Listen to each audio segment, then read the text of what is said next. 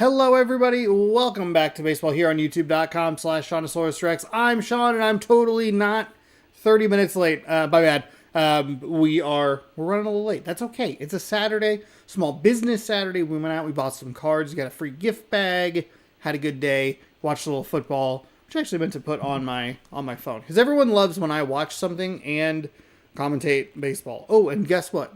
Got the email notification that I am now live here on the channel, which I am. Welcome on in, everybody. Happy Saturday. It is April 28th, 2011, aka November 29th, 2025. We have 4 games of baseball for you today. Angels are taking on the Pirates. Marlins are facing the Royals.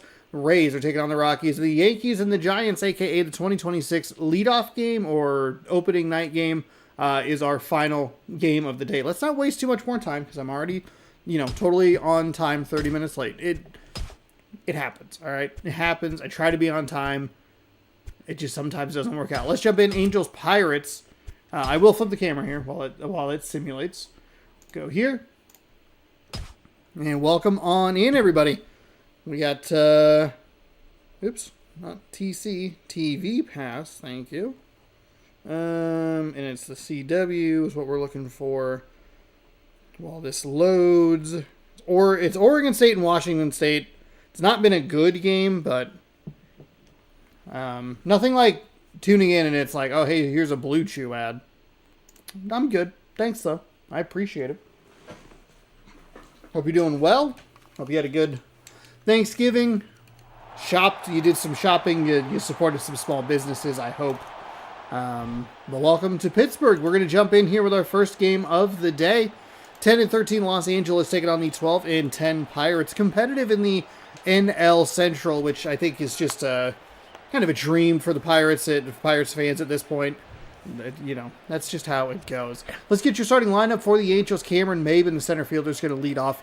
Casey McGee is going to be at third base. Adrian Gonzalez at first. Jim Thome, the designated hitter. Ryan Ludwig in left. Catcher is John Buck. Ben Zobrist in right. Felipe Lopez at short. Ryan Roberts at second. They are only on the second guy. Okay, cool, great. You know what? That gives me time to take a drink.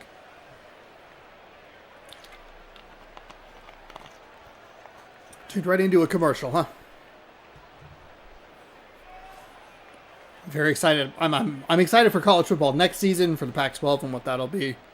Because right now it's a sad state of affairs, if I'm being just completely honest. Cougars are looking for eligibility, bowl eligibility. John Lackey, 2-1 with a 2.70 ERA, 4 starts, 13.1 innings pitches, giving up 17 hits to go along with 3 walks, only 7 strikeouts. There's your Pittsburgh Pirates defense. Brought to you by Defense. Cameron Maben going to lead things off. He has 4 RBI, 3 stolen bases, and a home run this season, so not terrible. The game summary apparently for the Cougars game is, hey, we can return punts, but then he fumbled it. I saw that. That was wild. The righty gets ready, and he will wind and fires. That is low for a ball. 1-0 to start things off on this Saturday evening. Normally I don't stream on Saturdays, but I did not do any content yesterday. So this is to get me back on schedule. Sunday, Monday, Tuesday, Thursday, Friday at 6 p.m. Pacific time, you can catch new baseball. It is 25-0. Hard to believe that the Cougars lost to this team a few weeks ago in one of the worst games I've ever watched. Here comes the 1-1. That is hit well out to right field. Can it clear Clemente Wall? It cannot. A couple of steps away from the American League scoreboard. Right fielder makes the catch, and that's 1 away.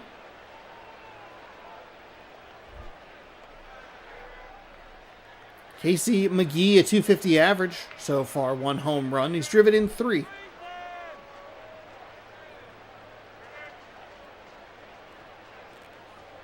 The righty winds, he fires. That's outside. Ball 1. So he's fallen behind both of these. I'm going to reload this because it seems confused. Fallen behind both of these batters to the tune of a 1-0 count.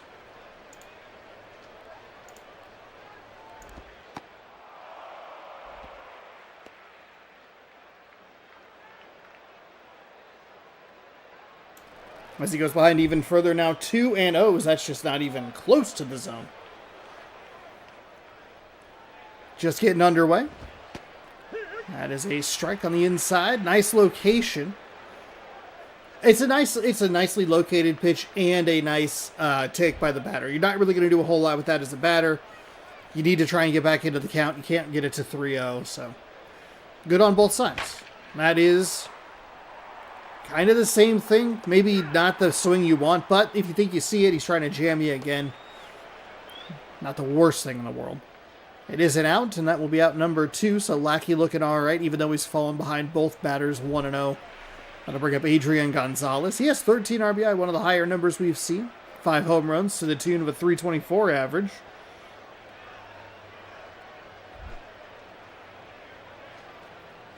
So the righty faces his first lefty of the day. And that is in for a strike. First batter he's been able to get ahead of.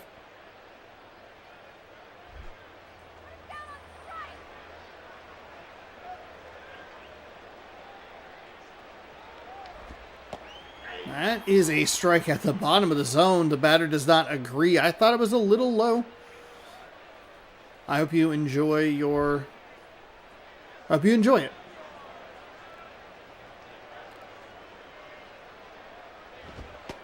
That's inside. Almost hits him, but gets out of the way.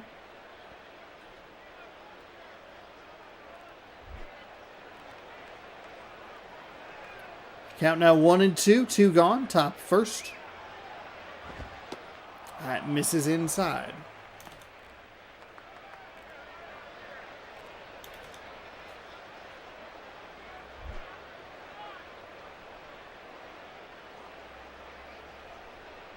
Here comes the 2-2. This is where I get so frustrated with some of these pitchers. Lackey's had a couple of pitches that have hit that outside or that have hit the edges of the plate. But he's getting too cute here. He was ahead 0-2 and now has fallen behind 3-2 with 3 straight balls. A good job by the batter, who fouls that one off to stay alive. But I'd like to see a little bit more aggression out of him. Like, I can understand one waste pitch to try and induce a swing, but not like 3. Fouls another payoff pitch away to stay alive.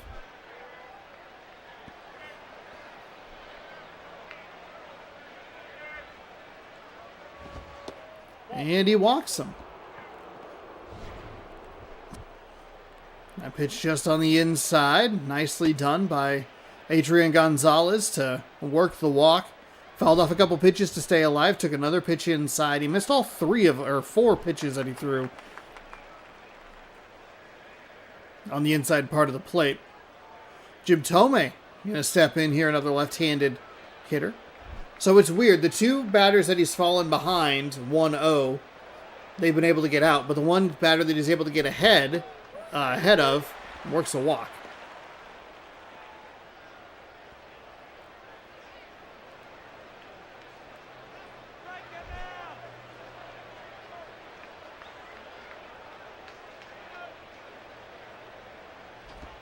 That is hit well out to right field. That's going to get all the way to the wall. Should just advance the runner first to third. And that is exactly what happened. So, runners on the corners with 2 away. That'll bring in Ryan Ludwig. Not a great average. Has a long ball and a stolen base to go with a couple of runs batted in.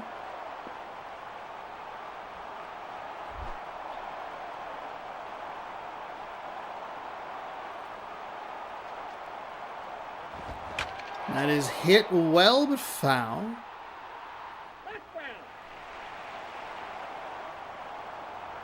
For a moment, it looked like it was going to be a kind of a quick inning for this Los Angeles Angels offense, but they've done a good job to keep things going.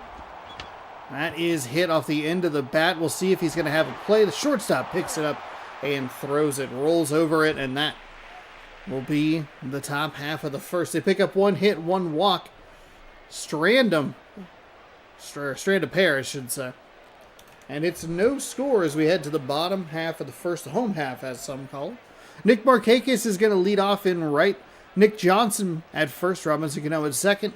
Jose Bautista at third. Designated hitter Seth Smith Alfonso Soriano out in left. Miguel Olivo, the catcher. Crispy Young, Crispy Quick in center.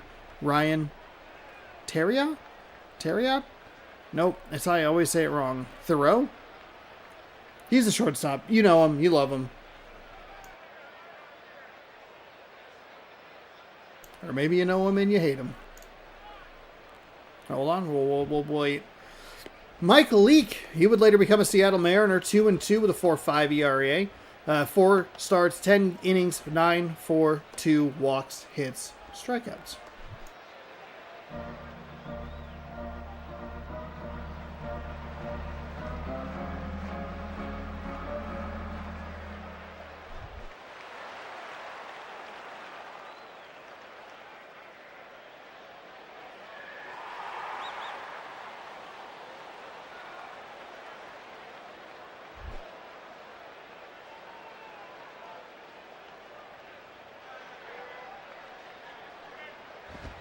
Nick Markakis gets us a let off here for the Pittsburgh Pirates as your host fixes his nose.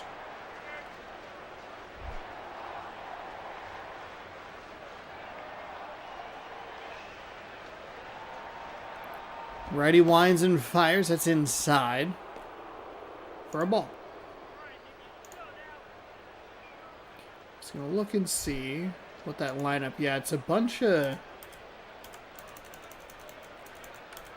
Yeah, it's 3 straight lefties and then a righty. Okay. I was going to say there's something a little odd about... Not odd or whatever, but... There was something that was going to be tricky for a right-handed hitter against this lineup, and it would be that there are 3 lefties at the top of the lineup. Markakis hits this one out to left, and that will be out number 1.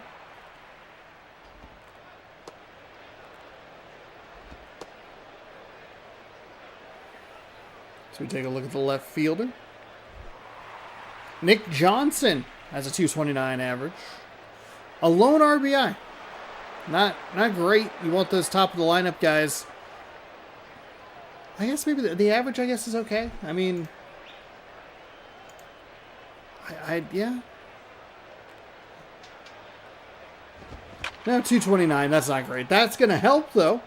Little splash in the left.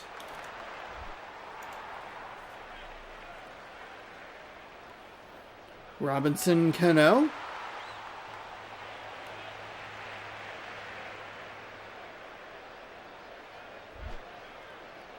Looks like it's a battle of future Mariners here. Mike Leake and Robinson Cano. As the righty fires, that is hit well but foul. And even if it was able to have the distance, it was not going to get over the Roberto Clemente wall. Who I always want to call Roberto Clementine from Walking Dead. It's like, that's not helpful. That's not the name. Clementine is the character in a video game. Roberto Clemente, a real human being.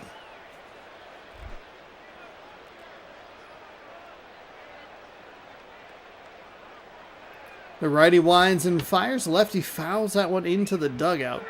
Or off the top bar, I should say. 1-2.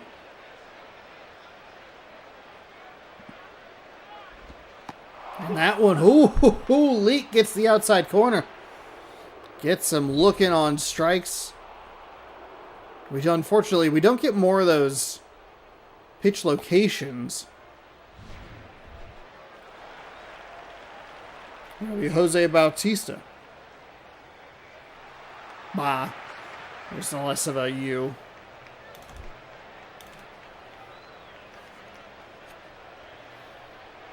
So with 2 out and a runner on first, catcher takes a pitch in the dirt and blocks it nicely. First baseman back a little slow.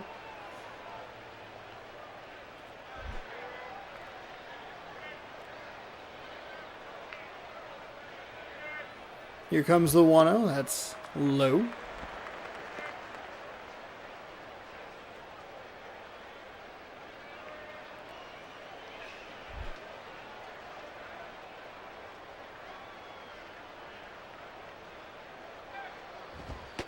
That's high. Okay. See if Pittsburgh can get some movement here with 2 away. The Angels were able to do it. It's a 3-0 count here with the runner on first. 2 gone. Do you put the runner in motion? No. Big swing and a miss, though.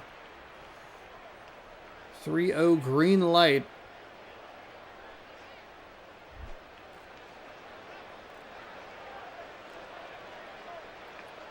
Here comes the 3-1. He takes that pitch. Interesting. Interesting. That'll fill up the count. And now the runner will go in motion regardless.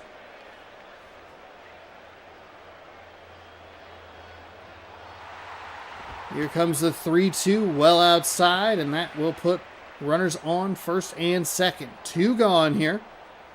That does bring up another lefty in the form of Seth Smith with a ridiculous 684. That's absurd. A 10-game hitting streak.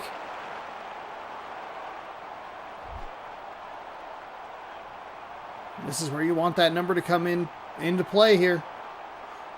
The lefty takes that pitch in for a strike.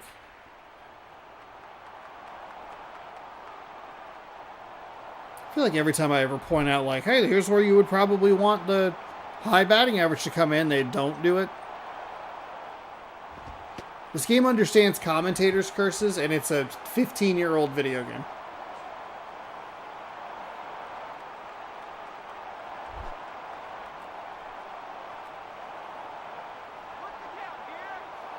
Here comes the 1-1. That gets the outside for a strike. Leake's gone to that spot a couple of times. He's been pretty effective on that, in that spot.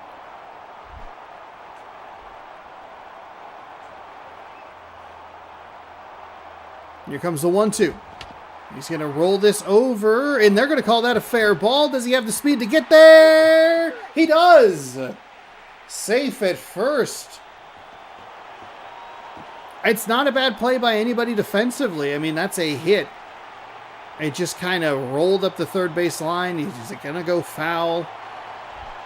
Stayed fair, but it was so slow. So Alfonso Soriano will step in. With 2 gone here in the bottom of the first. Leake fires low. It's ball 1.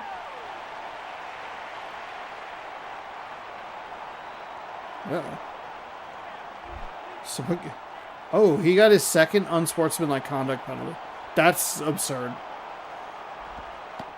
Well, there's the spot that he likes. He likes that low arm side corner.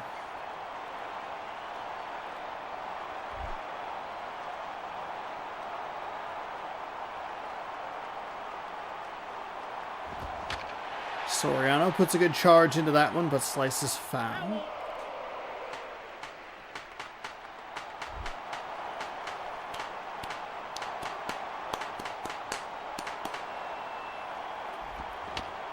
Fouls that one away. And Soriano stays alive. 1-2. Bags packed. 2 gone. Bottom first. No score yet. Can Soriano break through for the Pirates? He can! That'll score at least 2. See if they send that third runner around third. They will hold him. It'll be a 2 RBI, 2 out double. And the Pirates lead 2-0.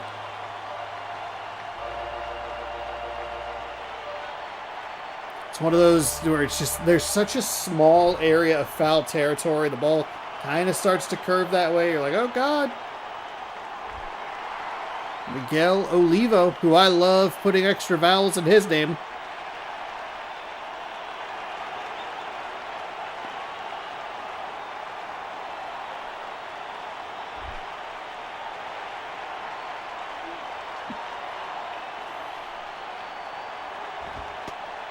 That one stays high, ball 1. So, 2 runners in scoring position, 2 gone. And Olivo ahead with a 1-0 count.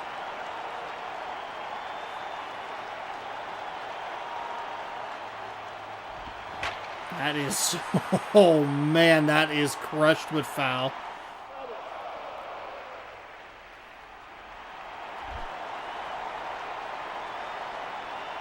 We're coming off a day where we saw a lot of innings of like 5-run baseball.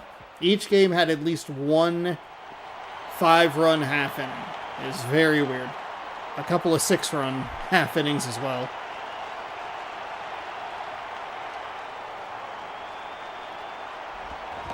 Ooh, a big swing and a miss from Olivo. That'll set down the side, but Pirates score 2 with 2 gone. They pick up 3 hits and they lead 2-0. Buck, Zobrist, and Lopez going to step up for the Angels in the top half of inning number 2.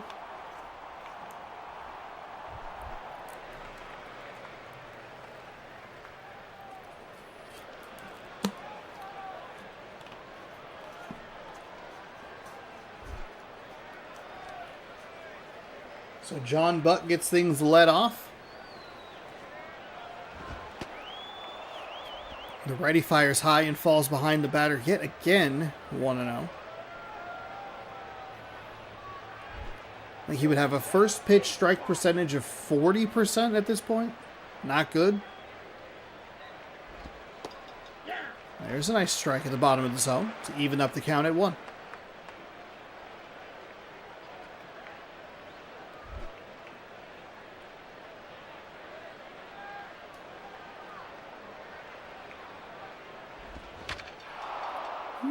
Hit that well, but it sliced foul. 1-2.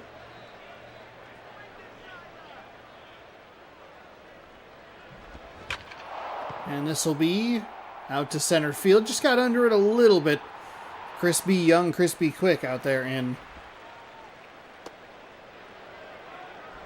center field.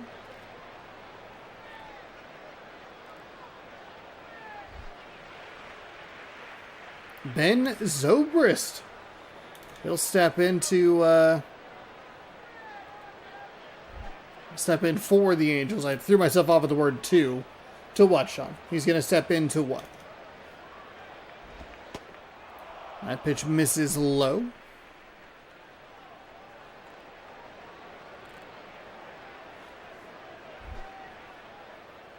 And he falls behind yet another batter. That is hit well out to left field. That'll get all the way to the wall at the 325 mark. And it'll be a stand-up double. Oh, actually, he'll slide in. Better throw than you might anticipate, but late nonetheless. And that'll put a runner in scoring position for Felipe Lopez. Batting a smidge under 200. Does have 1 home run, a couple of stolen bases.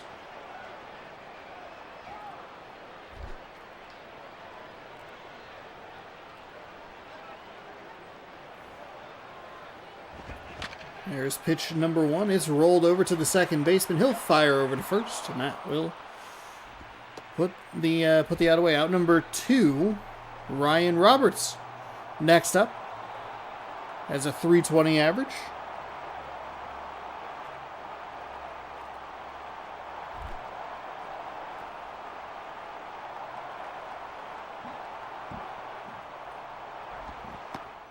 Roberts takes a ball outside, and he continues to struggle throwing that first pitch strike.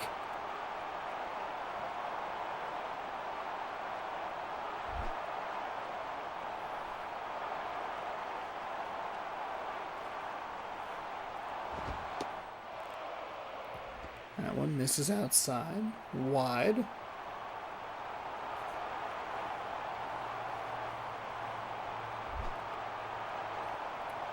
Two and 0. 2 gone. You can cut the lead in half if they can get the man 90 feet away in safely.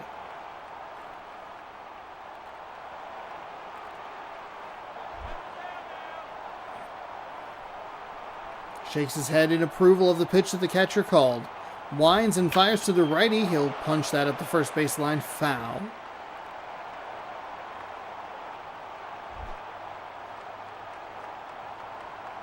Three and 1.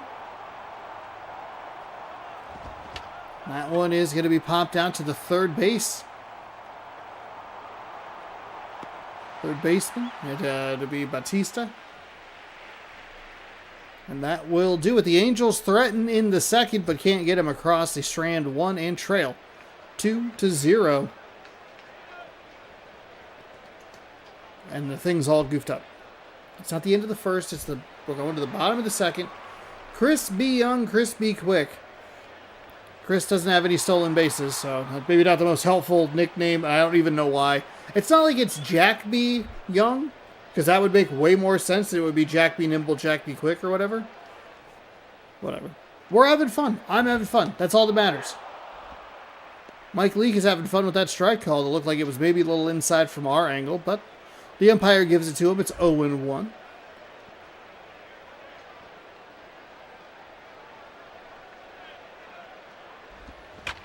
And that'll be looped out to right field for a leadoff single. So a good start for the Pirates following the couple of runs that they had scored in the bottom of the first. See if they can pick up an insurance run or two before heading to the top of the third.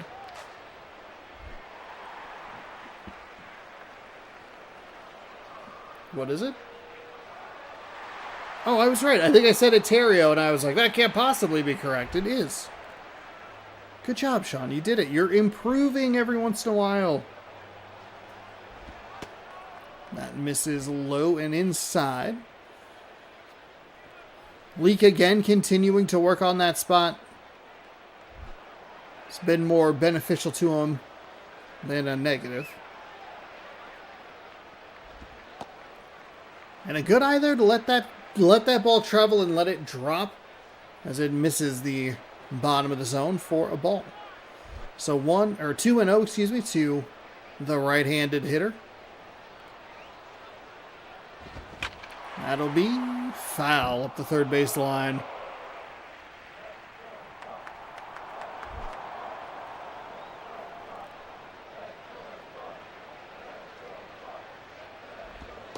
That misses outside.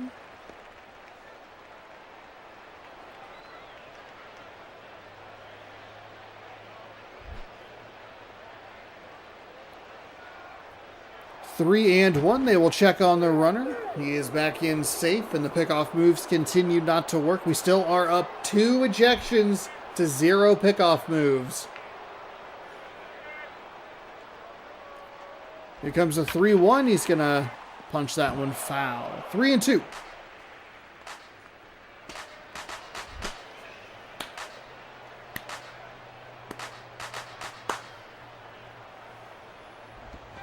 That one fouled away.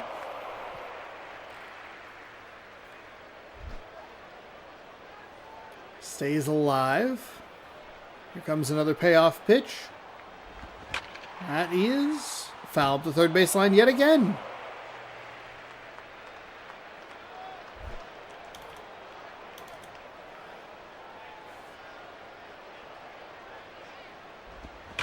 That is crushed foul. That time he goes to the right side of the field, so.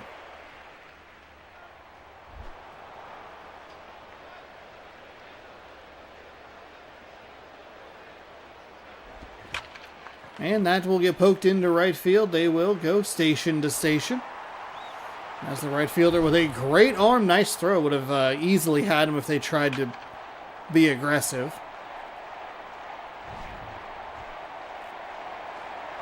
So the Pirates now with 2 on, nobody gone. It'll bring in Nick Markakis as the lineup flips over.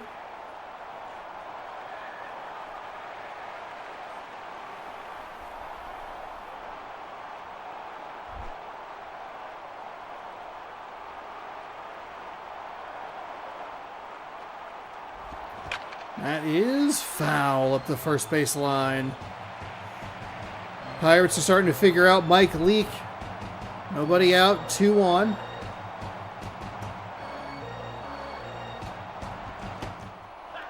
That's a nice pitch in the zone for a strike, 0-2.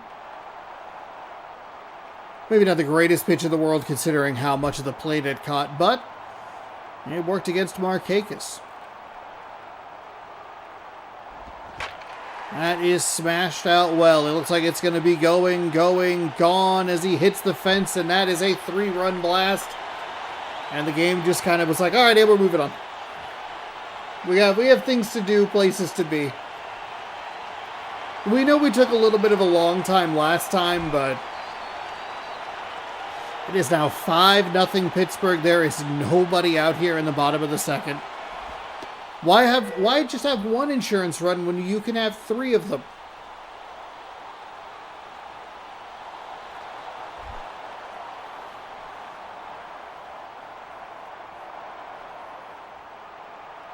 Here comes the 0-1. That pitch sails high.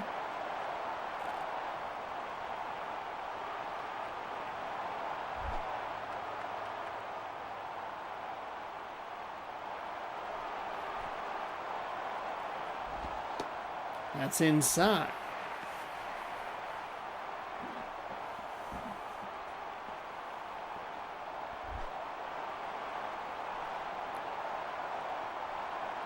Two and one. Leak steps back, winds and fires. That will be hit past the diving first baseman into right field. It will be in another single for the Pirates here in the bottom of the second. I think the Angels might need to get to the bullpen. We have the 3-inning games, which is the fun part about it, but the game does not have the logic that this is like a, hey, this is an important inning sort of thing. But they do actually bring in a new pitcher. Okay. Jose Contreras has 1 game. He does have an 0-1 record. He has 1 inning with a strikeout. No ERA. He must have gotten charged for the loss on like an error or something.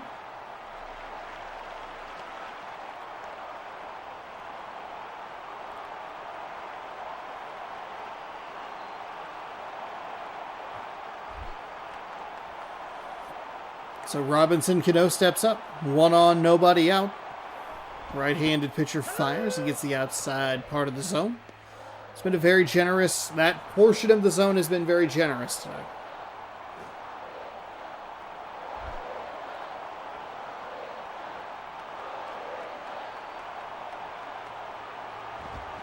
That one's fouled away.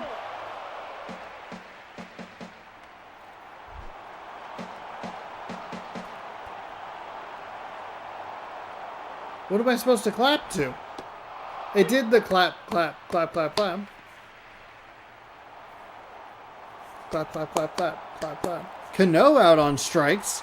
And I think he got that same spot both times with 2 different pitchers. That outside arm, like low outside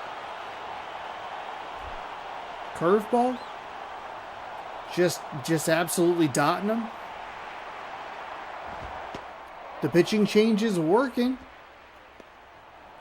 Gets the first out. Just needs 1 good pitch to roll him up for 2. Granted, every time I say that, I have to remind you that the 2 ball is not the most effective thing in the world. So just keep that in mind. This one is going to be foul into the stands.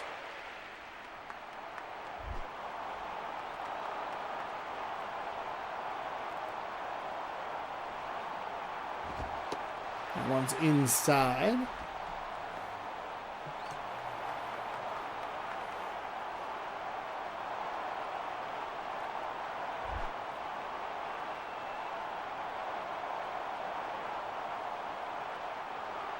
Here comes the 1-2, Batista. He's going to smack that to the pitcher. The pitcher is going to take just a little too long to throw the ball. You have to give that up and let the third baseman get it and try to throw it over. Hello, Leaf. How are you? Nice to see you. Thanks for stopping by. But yeah, you got to let the third baseman come up, charge that ball, and throw it. Obviously, you don't want the error, but I also don't think you want the pitcher running over, scooping it up, taking 4 extra steps, turning very slowly, and throwing it.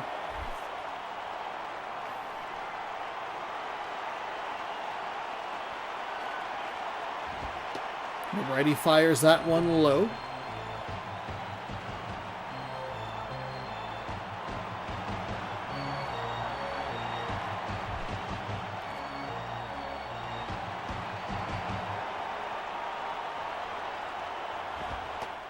That one's in for a strike. So 2 runners on.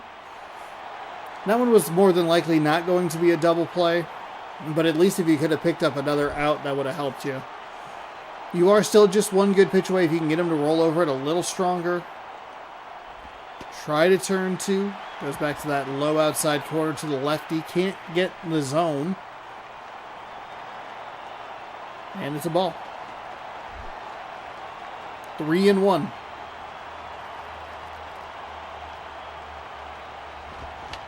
That is going to be popped to the catcher. That is a brutal second out for the Pirates. Not the Padres, the Pirates. Alfonso Soriano is 1 for 1 with a double. He got the scoring started with 2 outs in the first.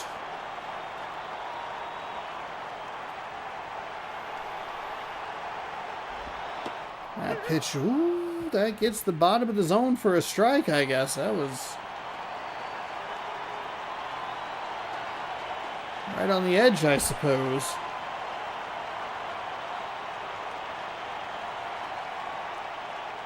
Here comes the 0-1. Soriano chases it high.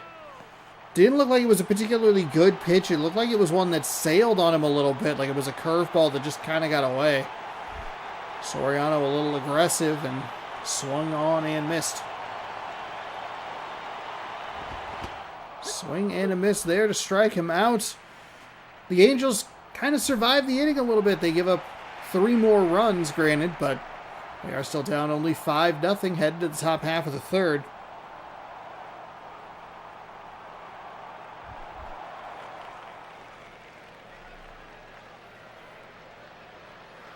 Cameron Maben steps in. He's 0 for 1 today.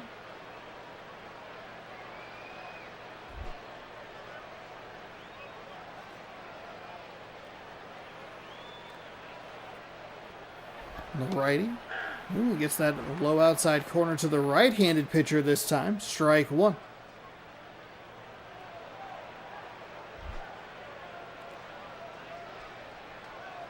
Shakes his head. Finds the pitch he wants to fire and hits it. And then throws it, and it is knocked way out to left. It is gone. So the Angels score a run. Get one back here in the top of the third. It's been interesting at times where you think that a team puts on like an unnecessary number of runs. And you're like, okay, wow, 5, probably enough to win it. And then turns out they really need the extra runs that they got.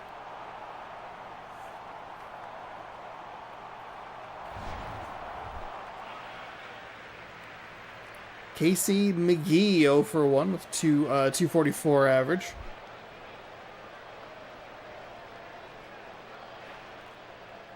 See how the pitcher here can bounce back. Okay, not a great start. That pitch is ball, 1-0.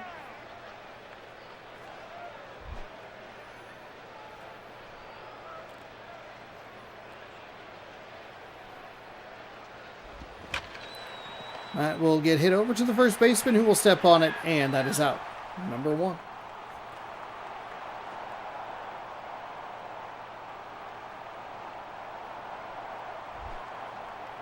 Adrian Gonzalez worked a walk. That was where things got interesting for the Angels back in the first inning.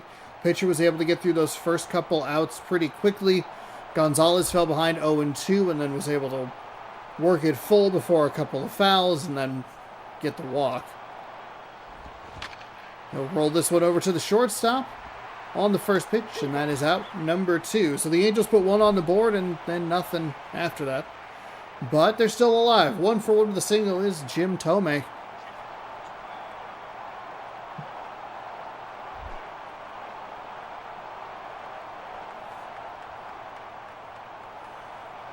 Here comes the pitch from the right-hander. That's on the outside and a strike.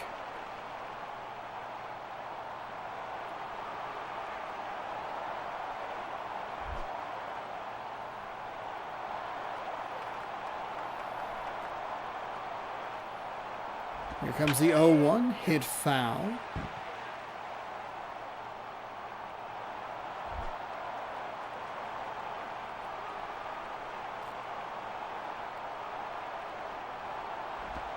That one misses, gets away from the catcher, but doesn't matter because there's nobody on base. Angels down to their final strike. Righty winds and fires. It is swung on and missed, and that will do it. 5-1, your final. The Angels strike back with 1. in the top half of the third, but obviously that is not nearly enough. And the Pirates pick up another win. So good for them. They're competitive in the NL Central, which unfortunately for them is extra crowded because it's 2011. Nick Markakis 1 for 2 with a 3-run home run, your player of the game.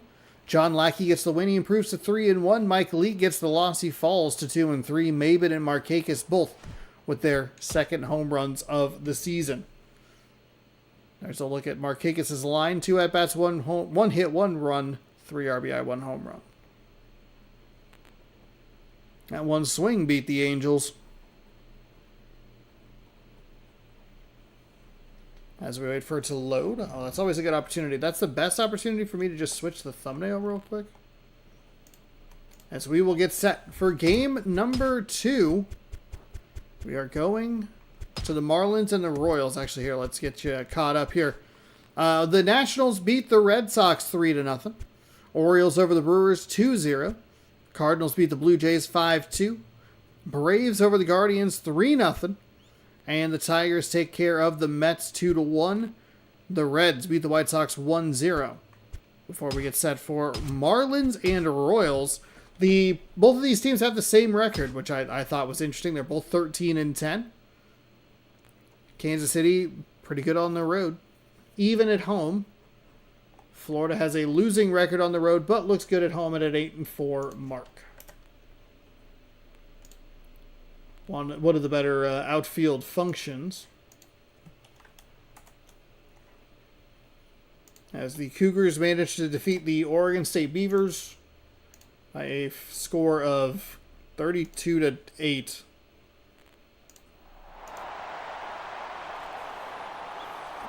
It's an important win for the Cougars. They are able to get bowl eligible. Both these teams, though, are 13-10, Marlins and Royals.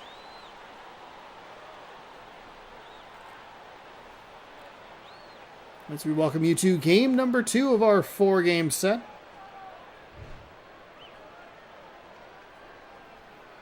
Let's get you the Florida Marlins starting lineup. It's Coco Crisp. Follow in center field. Todd Helton at DH. Alex Rodriguez at third. Patton Burrell in left. Garrett Jones in right. Paul Konerko at first. Orlando Cabrera is the shortstop. Jesus himself, Flores, is behind the dish. And Danny Espinoza is the second baseman. Must be a right-handed pitcher on the mound. I think we've only seen them play a left-handed pitcher once, and Helton was further down the lineup. It was very weird. And it's also weird to notice those things, but hey, that's part of the job. And we're watching 104 to 8 games a year. I forgot exactly what the number was, but it's like 400. Jake Arrieta's 4-0. We saw him destroy the Mariners. 4 games, 14 innings, 12 hits, no walks. Did I see that correctly?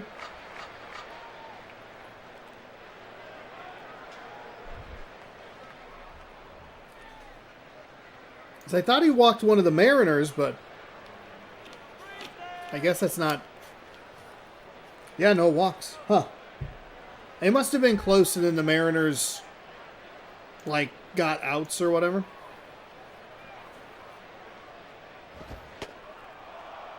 His first pitch sails high. Uh-oh. Is he in danger of walking this bat? I mean, not really, but.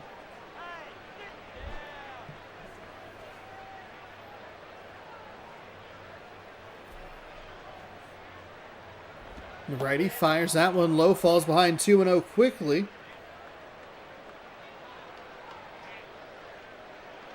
I just read the title of an episode. It says Storage Wars. I am Gary, hear me bid. I thought it said I am Gary, I met Airbud. Feels good. So even though the batter gets ahead 2-0, he's able to poke a single up the third baseline fair. And that is how this game starts for the Florida Marlins, which is good because you get Todd Helton. Does have a great average, but more importantly, if you can get A-Rod up, he has a good average. And if he has more opportunities to drive runs in, that would be a positive. They will check on the runner at first. He's in safe. Little to no problem. Anything interesting? USC, UCLA. Anything late? That one's fouled off. No. Is that on NBC?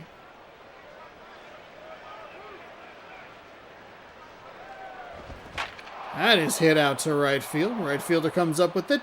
They'll go base to base. They'll throw it into third.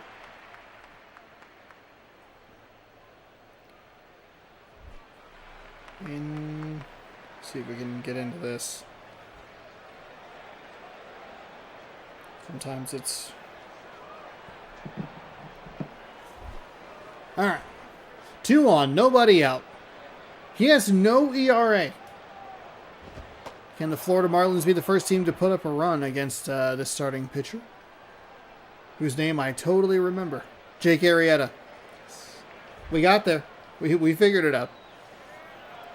He's in danger of losing that, and he hasn't been particularly sharp today. Falling behind batters yet again. 2-0 this time to A-Rod.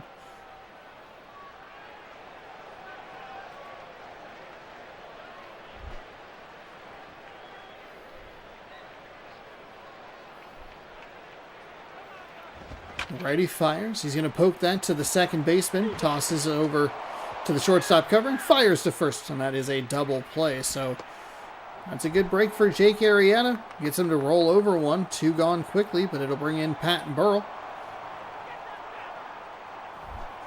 We'll see if he can put the first run up against Jake Arrieta. Something tells me he won't be able to. Arrieta again falling behind the batter, which is odd. He still has not issued any walks. He has one of the more fascinating stat lines.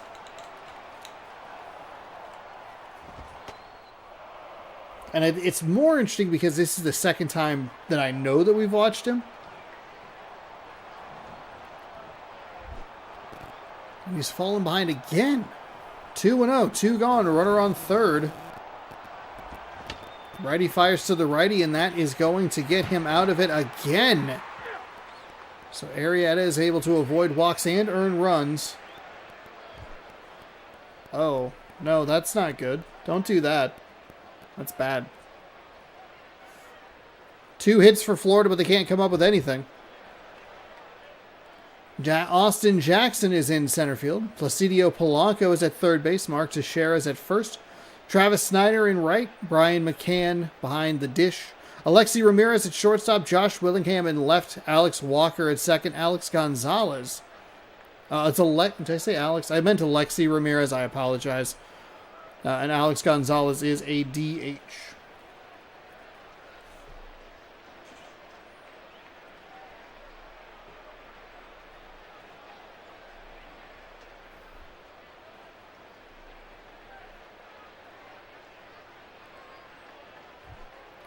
Brad Ziegler. 1 game with .1 inning pitched, 1 hit given up. 0s the rest of the way around. So making his first start, I wonder if there's an issue or an injury issue or something. Weird. Here's your Florida Marlins defensive lineup. Coco Crisp out in center. Just another excuse to say his sweet, sweet name. Austin Jackson's going to lead things off for the Royals.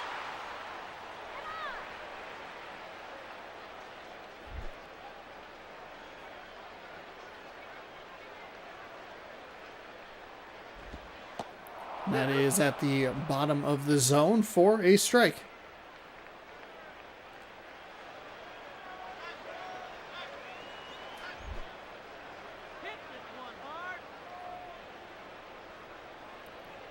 The righty fires. That one is swung on over the top, and that'll be 0-2.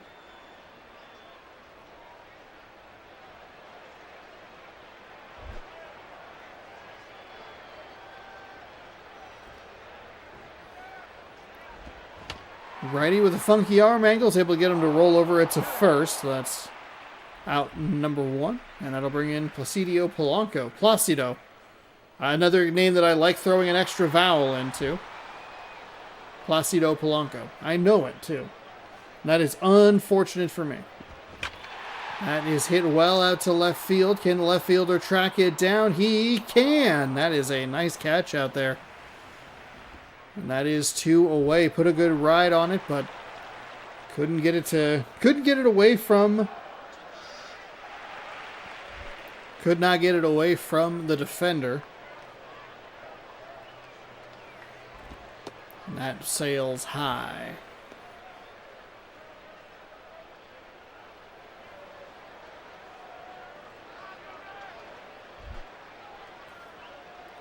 One and 0. 2 gone here for Teixeira, who takes the high pitch and spoils it foul. Watched a couple of those Kansas City Royals, Seattle Mariners games. Teixeira spoils that one, foul at the third baseline instead.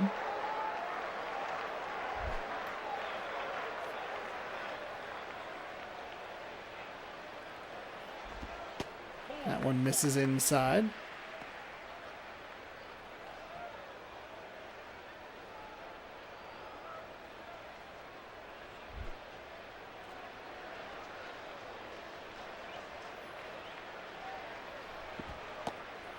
Two and 2 misses outside. That'll fill up the count. 2 to Teixeira. Payoff pitch incoming.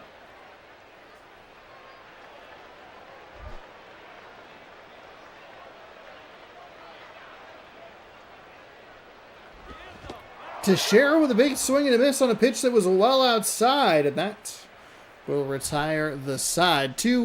No hits for Kansas City. It'll be Jones, Canerco, and Cabrera coming up for Florida here in the top half of the second.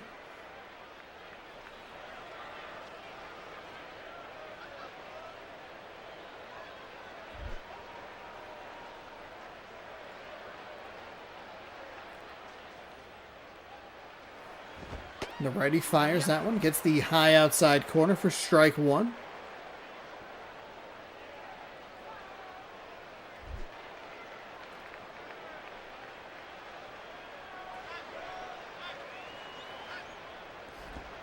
And he rolls over that one, so Arrieta continues to dominate on the mound. That's a very quick out.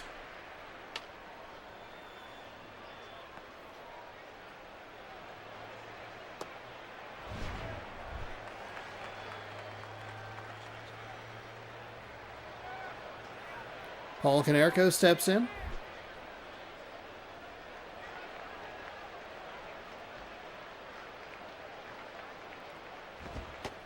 That's outside.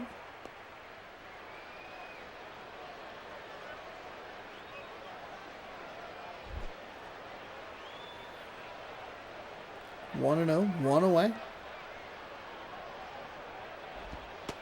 That's a strike. Feels like Arrieta's been so good on the mound where even the mistake pitches are extra effective somehow. You're really not anticipating that they're going to go where they're going to go. Because we've seen him leave some pitches in some hittable spots, but he's just not, the batters aren't able to get to him.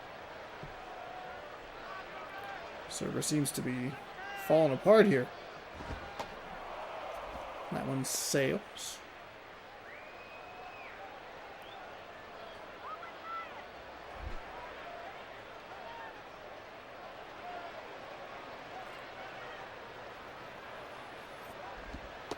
That's outside.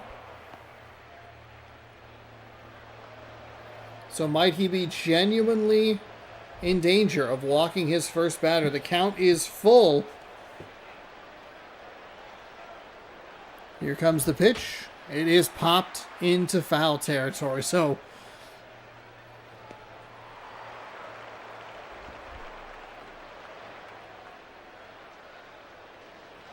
Orlando Cabrera.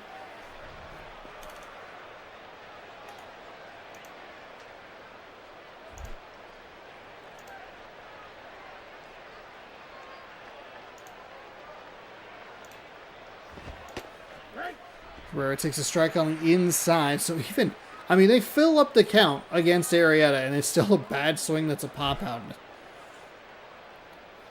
It's wild. All Kansas City realistically has to do when Arrieta starts is score 1 run. If Florida will pick up a hit here. It'll be a single into center field. Well, 2 out, Knott keeps the inning alive.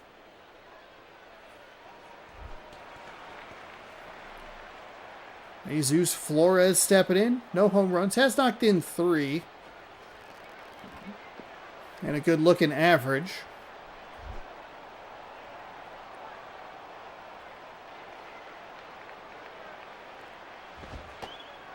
That's in for a strike.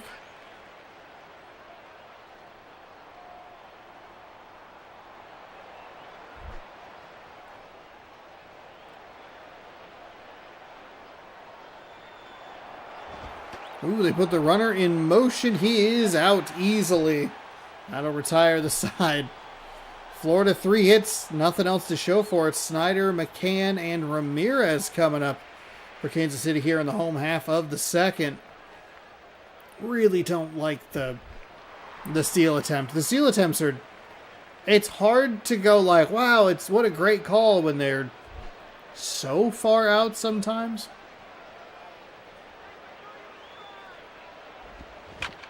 That one is smacked up the middle for a leadoff single. So a good start for Kansas City, who has an undefeated pitcher with no ERA and 0 walks.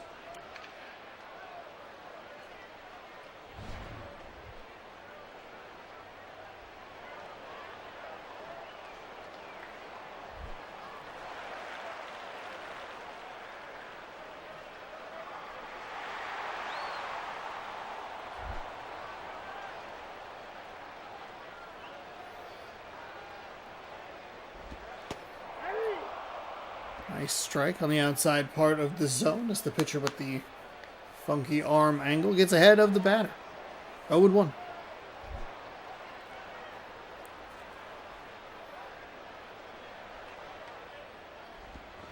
Ooh, we got him to chase up high. That was not a good pitch. It was going to sail for a ball, but another time that we see a batter just hack at it out of the zone. Unfortunately for Kansas City, instead of it just being a foul ball or maybe, I guess, best case scenario, a funky bloop shot, it's an out.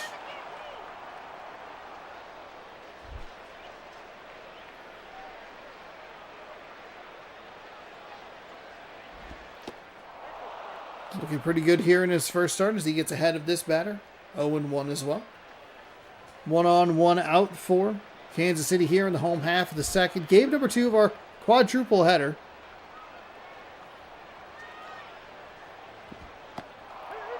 That one gets the bottom of the zone.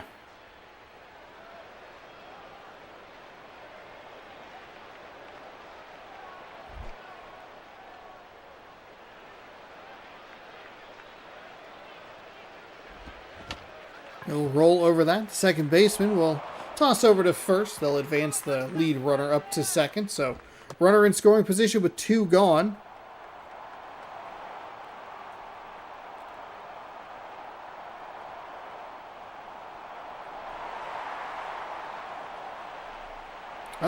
Oh, was there an injury?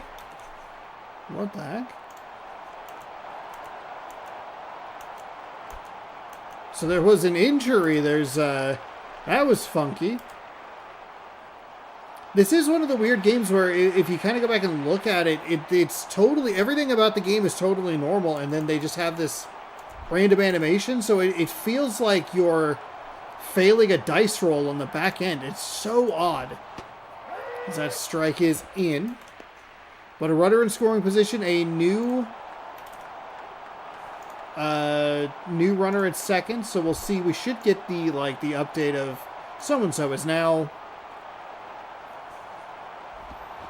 Oh, that's going to be hit up the middle. Are they going to send him around third? They will. He hits home as the center fielder throws it in. It's going to get to the plate, but late. Nice slide. It actually was a lot closer than you might think it was. And a nice send by the third base coach. And that might be all the Kansas City needs with the pitcher that they have on the mound.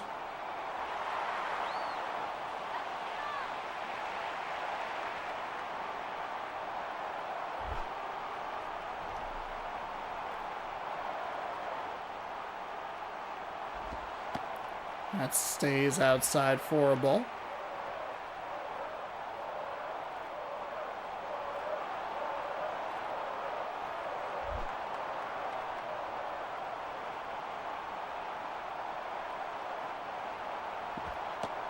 That misses for another ball.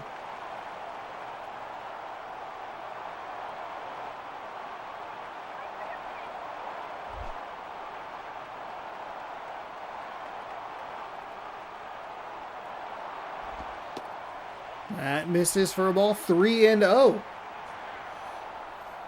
Strike zone might get a little bit wide here for the Kansas City, or for the Florida Marlins pitcher. 1 on, 2 gone. I think that was actually a pretty good pitch up in that high outside corner. It's been a strike all night. Now it flips. The batters really like being aggressive in 3-1 counts. What do? They will punch this one out to right field. Does the right fielder have it? He does not. It's off the wall. They are going to send the runner around third. They're going to send the runner around second. The cutoff throw is in and up the line. He's safe at home. It's an RBI triple. 2-0 to Kansas City now.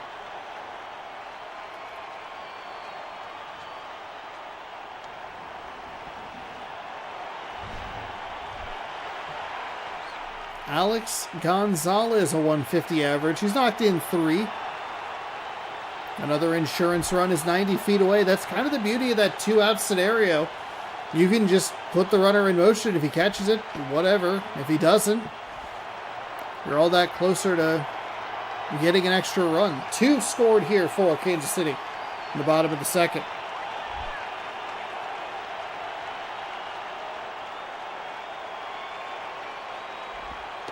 It's outside.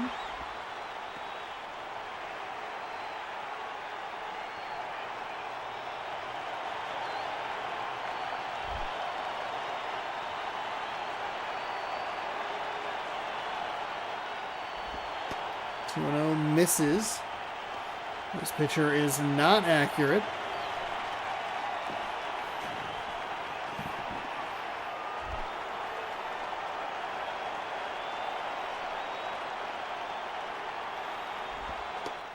And that'll get the bottom of the zone for a strike.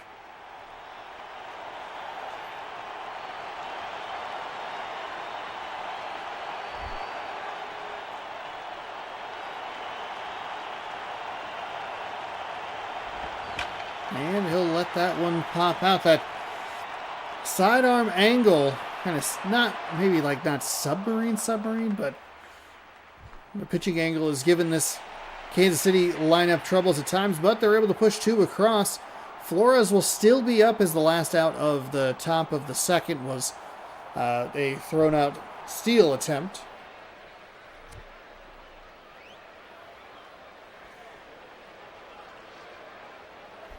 Okay, so Reed Johnson is now in as Flores steps back up to the plate with a fresh count, still that 318 average.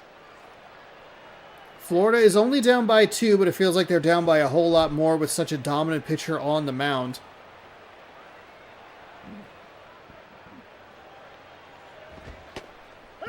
That is a strike.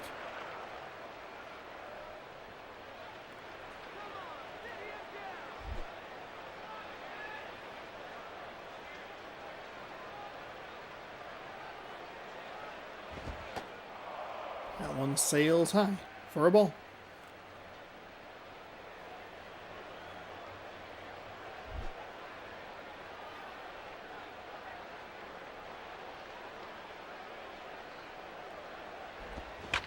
Ooh.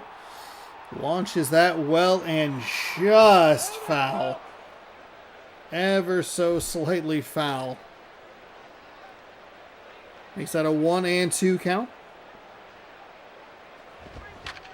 That one will be rolled out past the diving first baseman, and that will be a leadoff single for Florida. Danny Espinosa stepping in. He has a couple of long balls, 3 RBI, no stolen bases.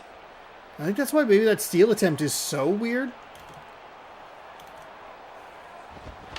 That one one's fouled away.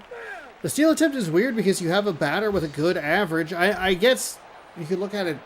It's easy with hindsight to go, well, it was bad because you got out.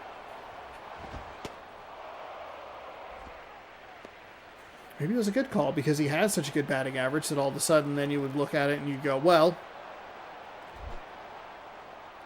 you should try to get him in scoring position because if he can punch it into the outfield, we could score a run. That one's fouled away.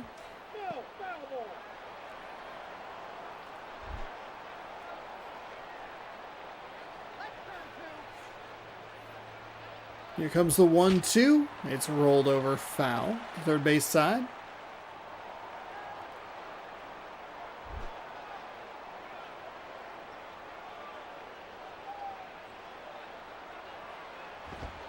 That misses outside for a ball. 2-2.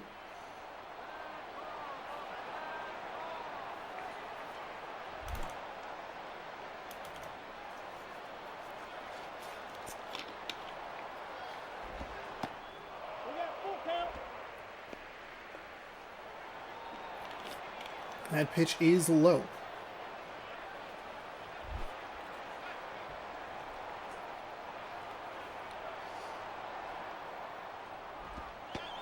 Ooh, and he gets the strikeout call on the outside. Oh my goodness.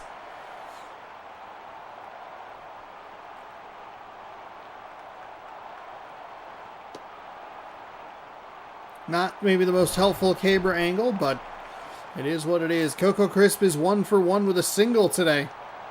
He has a .273 average on the season.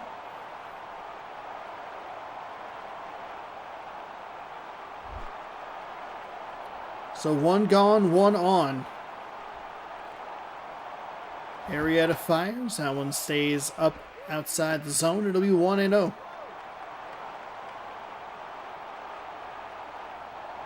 Oh, he's in trouble.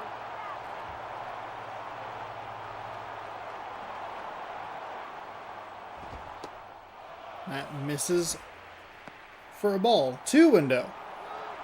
Pretty quickly 2-0.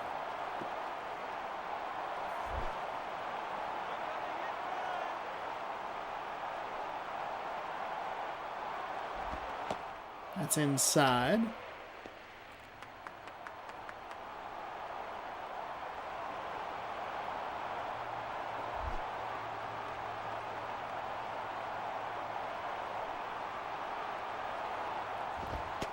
And he walks his first batter. Unbelievable.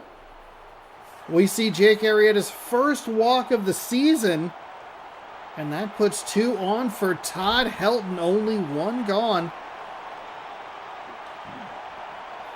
Arrieta does not have an ERA. It's flat zeros, but he's losing control a little bit here. Now we'll know if he has 0 walks next time. We know that the stats are wrong, which is not a fun thing to think about as we move past further into the season. Like, oh, the stats are wrong. Great. That misses outside and low. 2-0. This little piece of hair. Huh? Really just being the most annoying, huh? Huh? Here comes the 2-0. It stays. It's a pretty hittable pitch right there. But takes advantage of the batter's passiveness with a 2-0 pitch. Now 2-1. Helton takes low for ball 3. 3-1 now. Just issued his first walk of the season.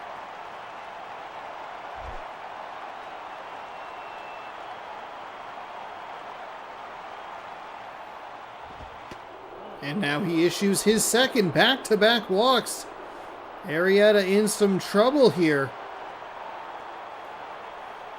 Bases loaded, 1 gone, and Alex Rodriguez is batting .395 on the season. He's 0 for 1 today, but a terrific opportunity to tie things up or potentially take a lead if he can get something to the deep part of the park.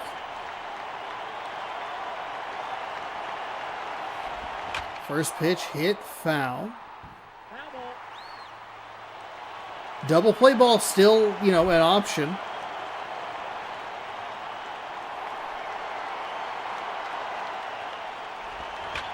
A-Rod punches that one foul. 0-2.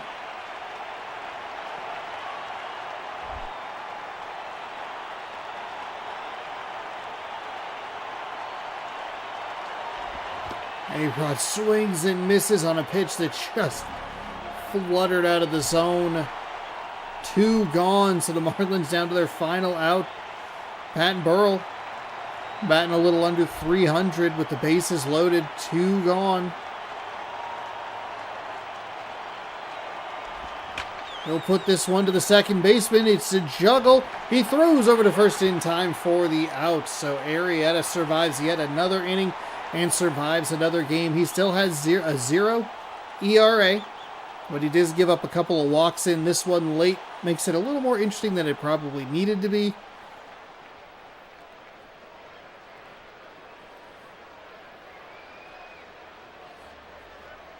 And there you have it. Royals win this one 2-0.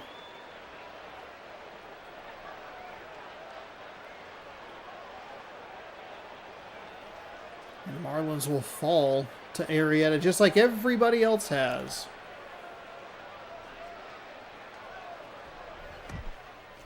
Jake Arrieta is your player of the game.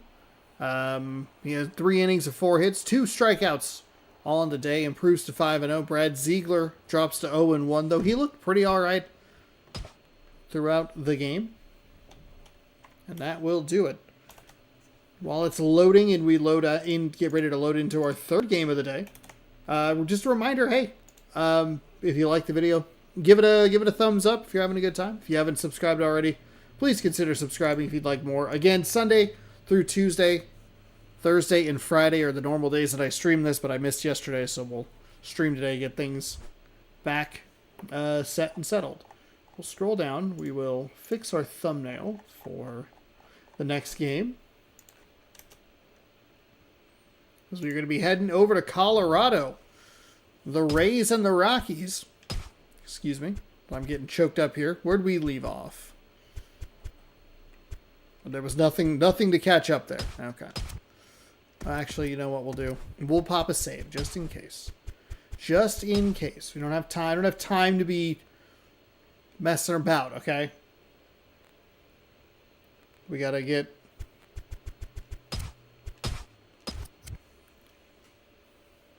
Thankfully, I guess I'm kind of thankful that this... Well, maybe this game could use an autosave. Maybe not. One of the games that we did for random rosters with like NFL stuff had autosave, and that was kind of... That could be tough at times.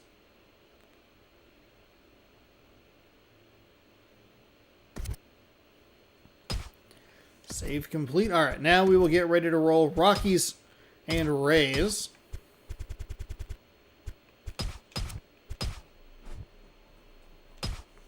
And here we go. Chad Gaudin, 3-0 with 11 innings pitched, taking on Phil Koch, 2-1 with 12 innings pitched. Really low ERAs for each side. Koch has a ton of strikeouts compared to... He has 12 strikeouts compared to just 11 hits and walks combined, whereas Gaudin is flat even. Wow, okay. 11 hits, 3 walks, and 14 strikeouts. So this could be an interesting one. This kind of feels like it might be a long one just looking at these statistics right here. But it's the Rockies taking on the Rays. The Rockies, one of the teams I kind of forget is really good. The Yankees have kind of hit into that zone as well, where I believe they have 14 wins going into today. But the Rockies are 16-8. The Tampa Bay Rays are 11-11. And we welcome you to Coors Field. Tampa Bay's starting lineup looks like this. It's Franklin Gutierrez out in center. Kelly Johnson's at second. Jason Worth in right. Brad Hopp covers first.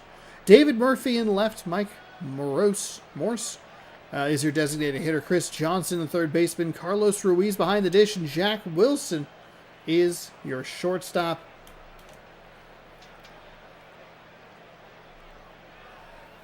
As we get set for some more baseball here. Here's your starting pitcher, Chad Gaudin. We talked a little bit about him. 3-0 with a 1.59 ERA. 11 hits, 3 walks, 14 strikeouts, and 11 innings pitched. And those are in 4 games. ERA of 1.59, which is very nice.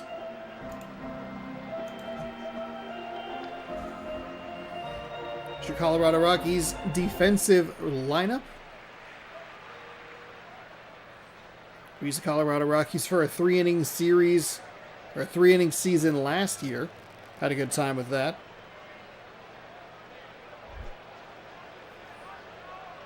And pitcher shakes his head, but he winds and fires to the right-handed batter waiting.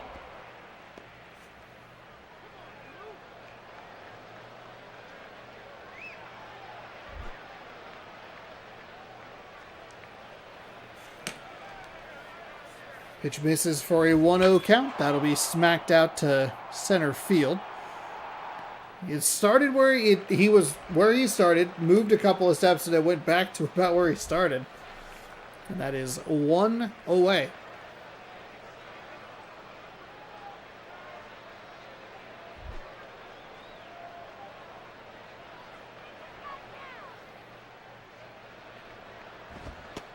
That pitch misses high and away. So falling behind each of these 2 batters, 1 and 0.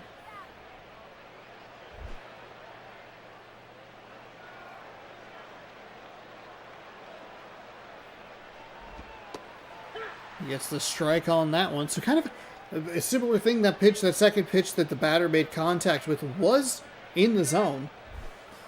So he falls behind 1-0 and then throws a strike to even things up. That one stays outside, makes it 2-1.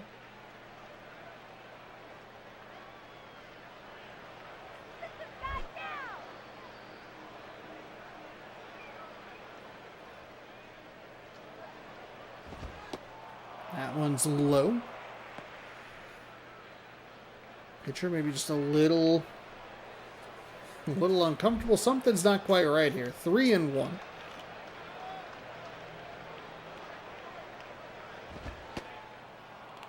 And that will be a walk. So a nice patient at bat from the Rays. And that'll put a rudder on as that one just kind of stayed to the outside. Jason Worth will step up with a .394 average.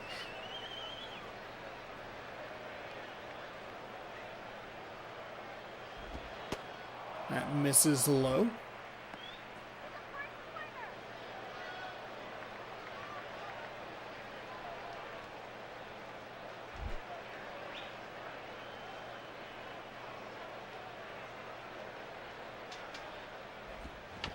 That one fouled away.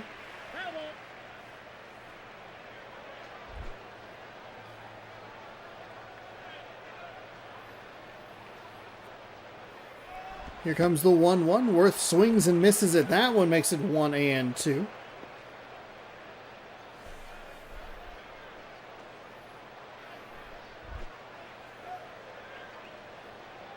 Couple of nice strikes thrown after the walk. That one is hit foul up the third base line.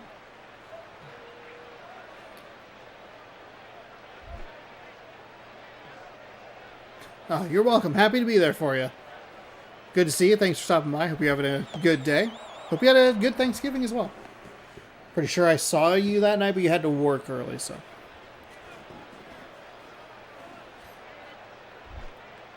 Two and two. 1 on, 1 gone.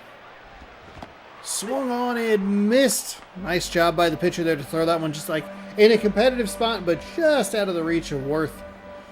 That'll be 2 away for the Rays, and that'll bring up Brad Hopp with a 182 average. Not really what you want in that 4-hole spot. Does have a few runs driven in, but I think you want one or both of those numbers up a little bit. Takes that one inside for a strike right on the edge. The edges have been a little generous today. I think in the newer games it would vary game by game, but I think in this one it varies day by day. It's very weird. Of course, I don't think we've ever really watched a bunch of games in, well, kind of, but not really. It doesn't matter. 0-2, 2 outs. Here comes the pitch low.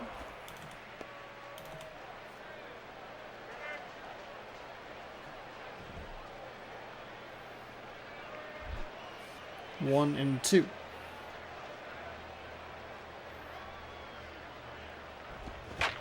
That is hit well out to right center field. It is going, it is going, it is gone! A 2-out home run for Brad Hopp. Okay. I don't know why it did that, but all right. Wow. This game has the commentator's curse. You'd like both of those numbers to be up a little bit. And he says, I'll show you. A majestic 387 feet out to right center field. David Murphy will step up with the bases clear and 2 outs. As the Rays get on top here early in this one.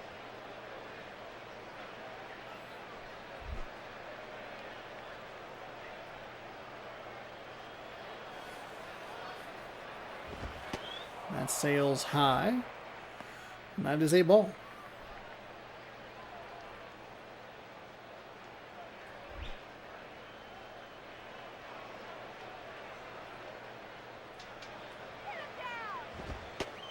That one misses high as well. So 2-0. Immediately following the home run.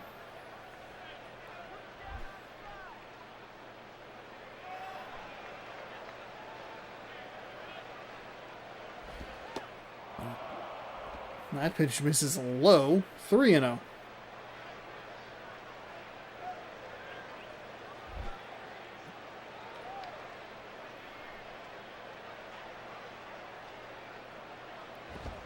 That misses 4-0. Okay, so it gives up a 2-run home run and immediately a 4-pitch walk. Not good.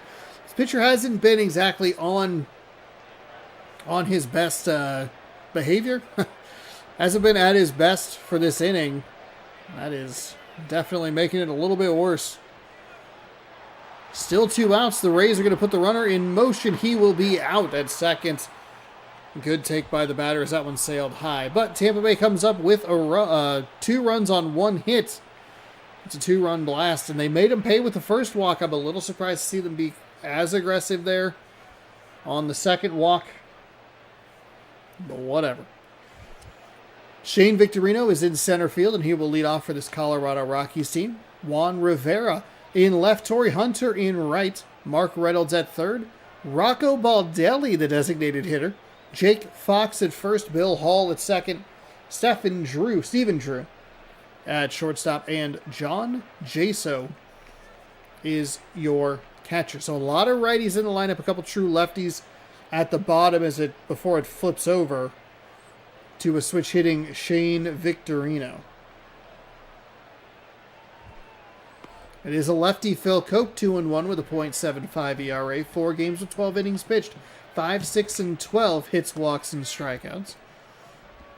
So he's pitched 4 complete games. Well, no.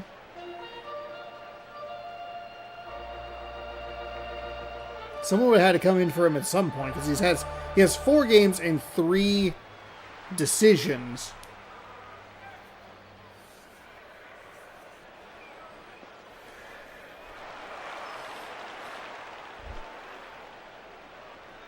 So we'll see what Colorado can do here in a potential strike back inning.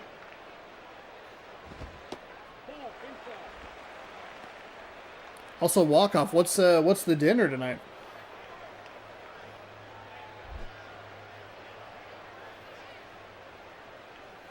Should have followed up with that earlier. Come on, Sean. Think about it. That is in for a strike.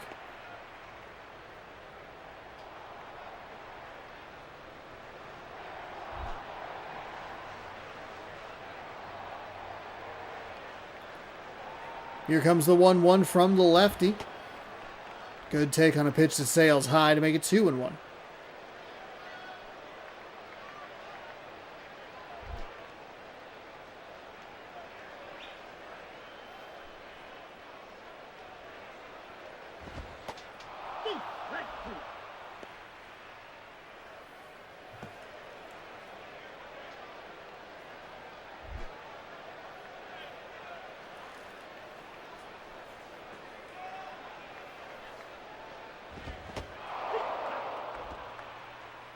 Victorino strikes out and is the first out of the inning.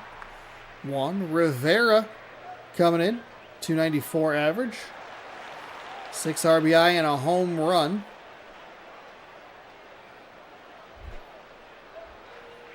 See if he can get anything going for this Colorado Rockies team. Pizza, tired from work, so I just did the fish easy. No work involved in cooking it. Hell yeah. I hope the pizza was delicious. We know those days well in this apartment. We are both tired from work. We are both, like, gonna argue with each other. What do you want to do for dinner? It's like just one of us needs to pick an option.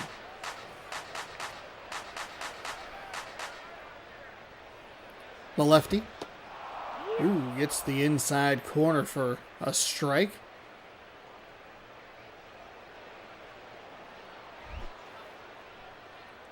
That makes the count 1-2.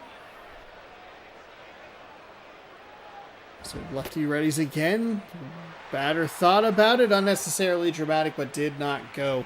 Didn't look like he went on our side, but our angle is a little bit funky.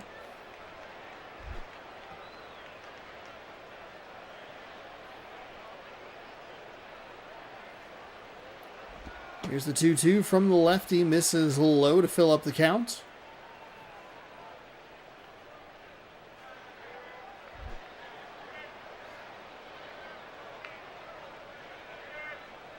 On, 3-2. Payoff pitch coming. It is a walk right at the bottom of the zone. Feels like that one could have gone either way. That portion of the zone has been a little inconsistent today.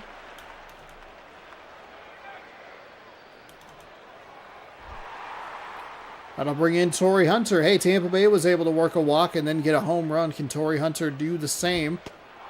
We'll take a strike for pitch number 1 for a strike.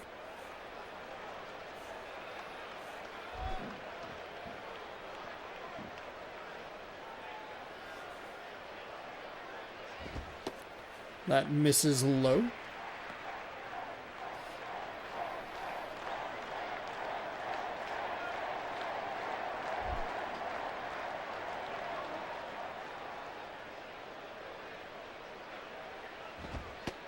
That one's outside.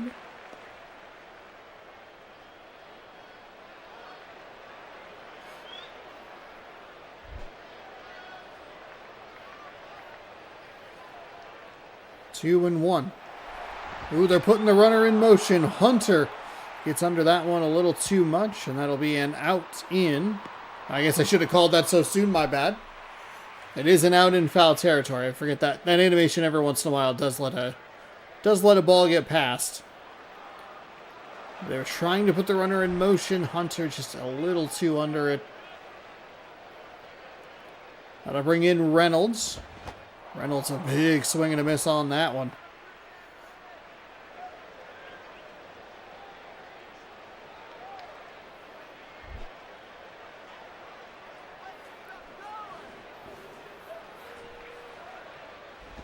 That stays outside.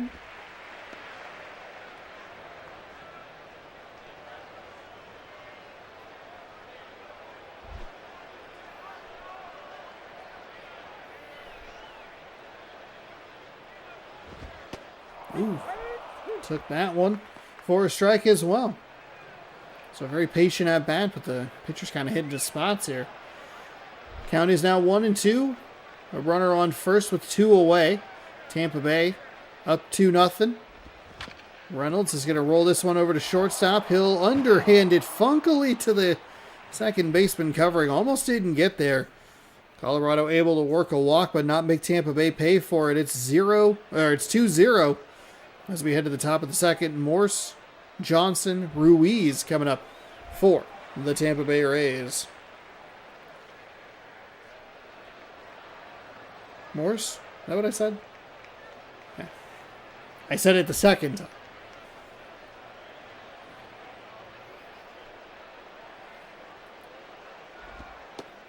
That pitch misses low for a ball. So this Rockies pitcher needs to get in the zone a little bit more consistently, stop falling behind batters. He's issued 2 walks already, One of them came around to score. That one stays inside 2-0.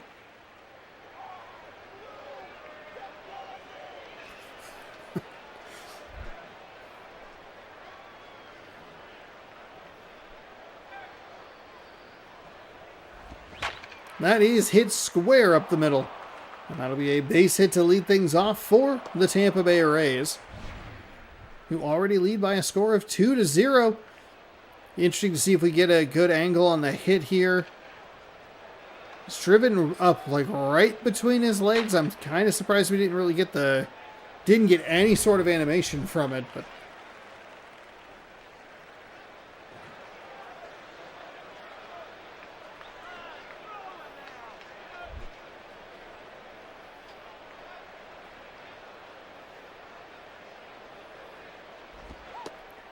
runner on first as that pitch sails outside. 1-0 yet again. Had a lot of pitchers falling behind batters early, both in a few of the games already today. This is already game number 3, so the game MLB 11 being a little kinder to me this evening than it was back on Thanksgiving. I shouldn't compliment it because I probably just commentators cursed myself, which doesn't feel like a great thing to do. That will be a fly out to left field. Takes a few extra steps back and makes the catch. Fires into second to make the runner retreat to first. And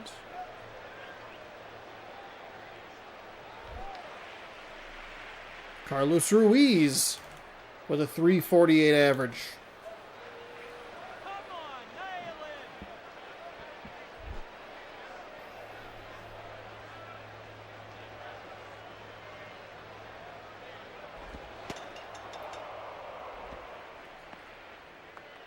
Best frozen pizza in the world. That sounds familiar. That sounds like a thing I've looked up on this channel before. 1-0. One's inside.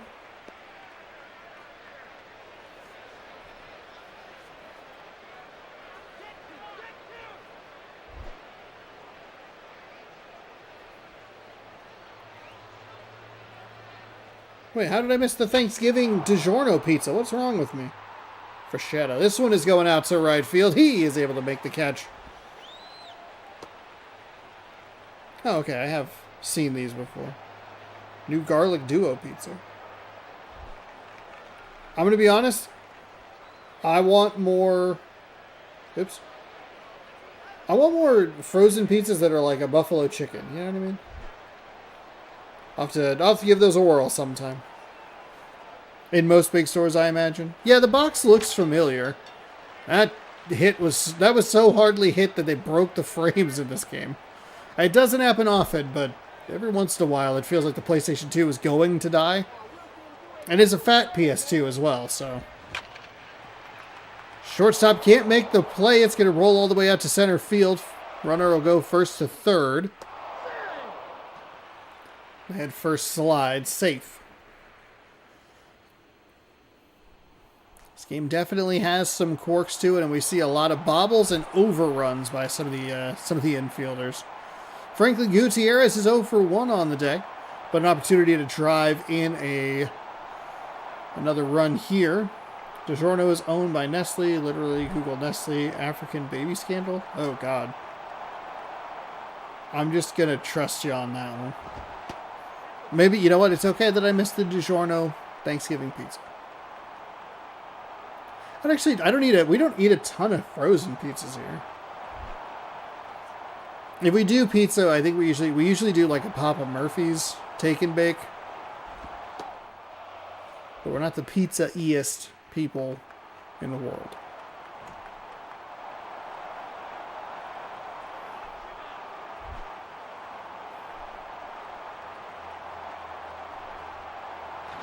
Check on the runner at first. He's back in safe as that still doesn't work.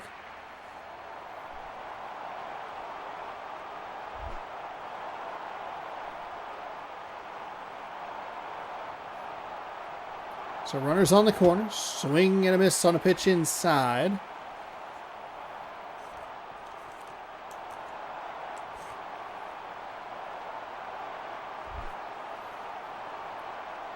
That makes it 1-2. 2 outs to be a good opportunity for him to get out of this jam. Swing and a miss will do the trick, and that will retire the side. The Rays threaten, but they strand 2. It's 2-0. Baldelli is the name I'm looking for. For some reason, I understand Rocco Baldelli. I don't just understand Baldelli.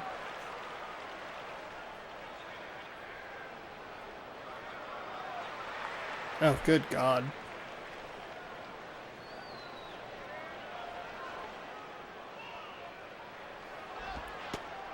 That is...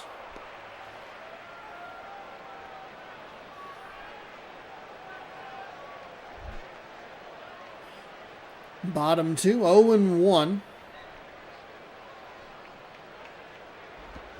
And up the first base line, but foul.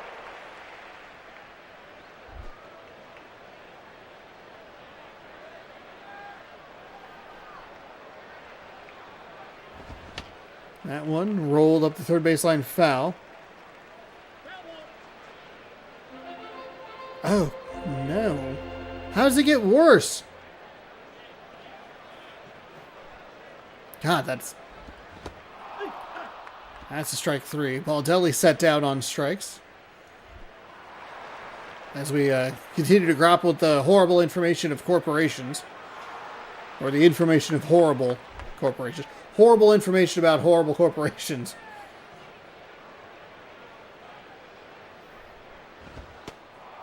That's a pitch at the top of the zone. Gets called a strike. Like a 50-50 pitch to me, and the pitcher gets the benefit.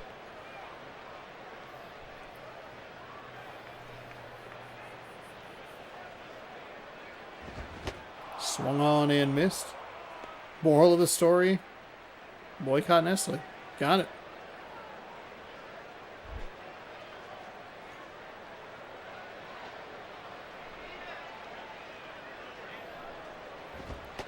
That stays outside.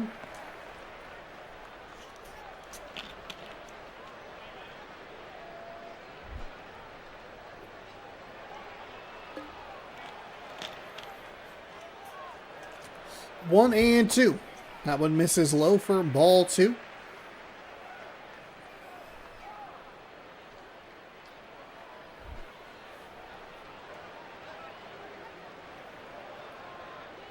Lefty ready. Fires that one outside and fills up the count. He has issued a walk, but the Colorado Rockies were unable to punish him for it. Here comes a payoff pitch. And that one misses inside, brushes him back. And that will put a runner on first. So no hits for the Rockies just yet. They have had 2 base runners, both via the walk. Bill Hall with a .310 average, 1 home run and 7 RBI on the season. I believe Hall will be he'd be the 7-hole hitter. That's inside for a 1-0 count. It's going to be 2 lefty-lefty matchups before the switch hitter flips the lineup.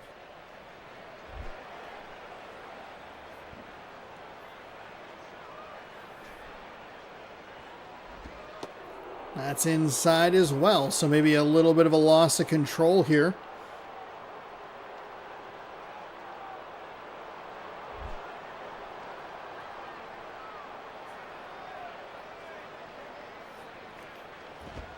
Two and 0 is in at the bottom part of the zone for a strike.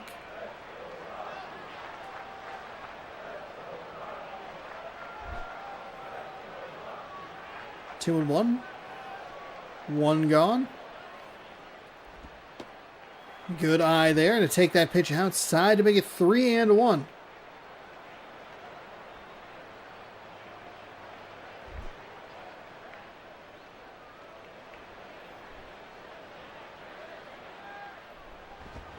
Swung on and missed. Wanted to be a hero. Big hack at that. Fills up the count.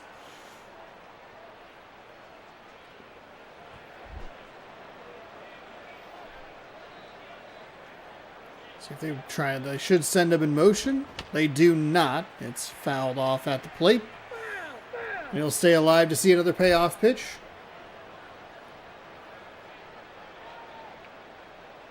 Now, more people should know that because I had no idea. That is absolutely crushed. But obviously well foul. Man, if he times that up, we could have a tie game, but instead we're looking at another payoff pitch. They did not send the runner last time. And they don't send him again. It's a strike on the outside for strike 3. That'll bring in Steven Drew. Oh my goodness, from that hit, that piece of contact that was a deep foul ball to a third strike as that is punched out to center field. And out number 3, so 2 pitches. That was a weird 3-pitch swing, I guess you could say. Foul ball to called strikeout, and then out number 3 on the first pitch. Colorado strands another walk at first. Johnson, Worth, and Hop coming up for Tampa Bay.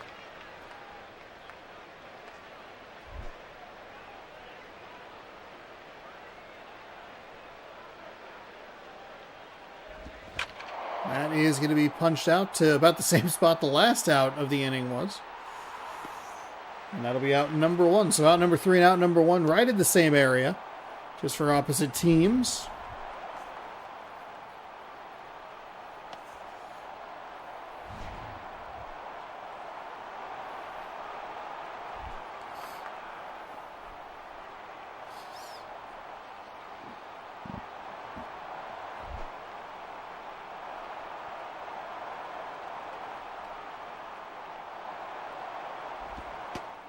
That missed inside.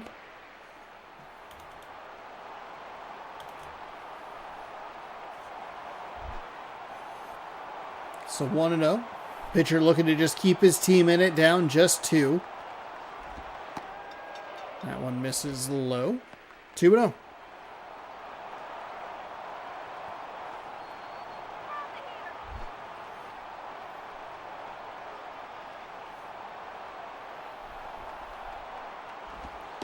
That's inside for a strike. Johnson worth the hop is what it sounded like. Johnson's worth the hop.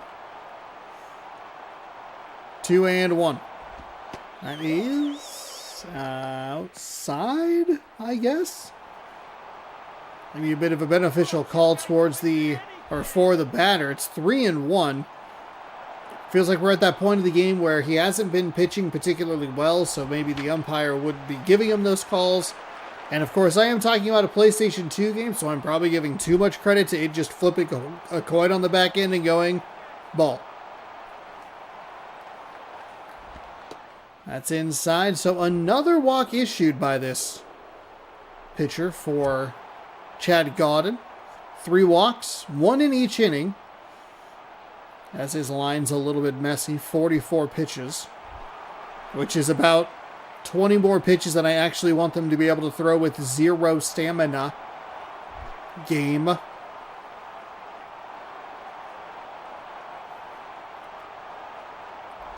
So lefty is in and takes a big swing at that, misses, so it's 0-1.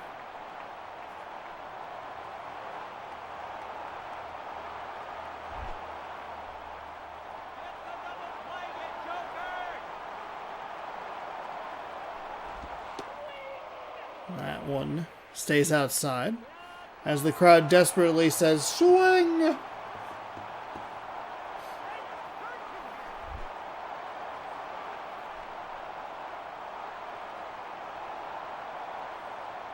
Here comes the 1-1. That stays outside, 2-1. So a big swing from the lefty on the first pitch and patience in the next 2. Gets himself ahead.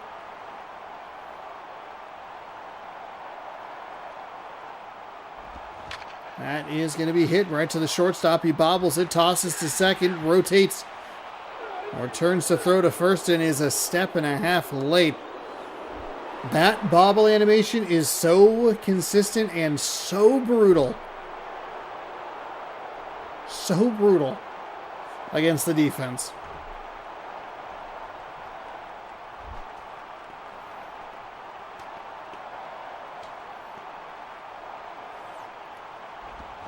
And that is foul up the third base line. 1 on, 2 out. Top half of the third. Tampa Bay is up 2-0. That pitch well inside. Brushes the batter back. He shakes his head disapprovingly.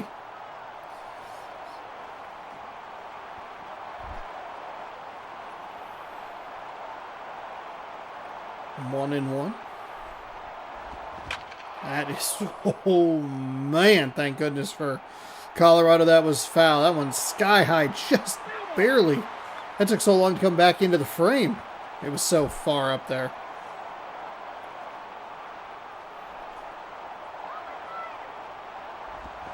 Swung on and missed, and that will retire the side. So the 1 out at a time conundrum doesn't beat the Rockies. They still have no hits. They need Jaso, Victorino, and Rivera to do something. Pick up a hit. Another walk would probably be helpful.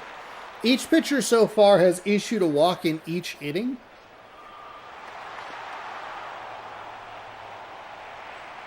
Which is odd.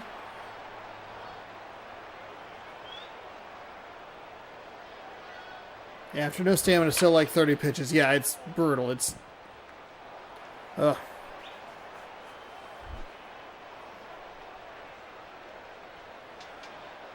We're only a couple of months away from hearing about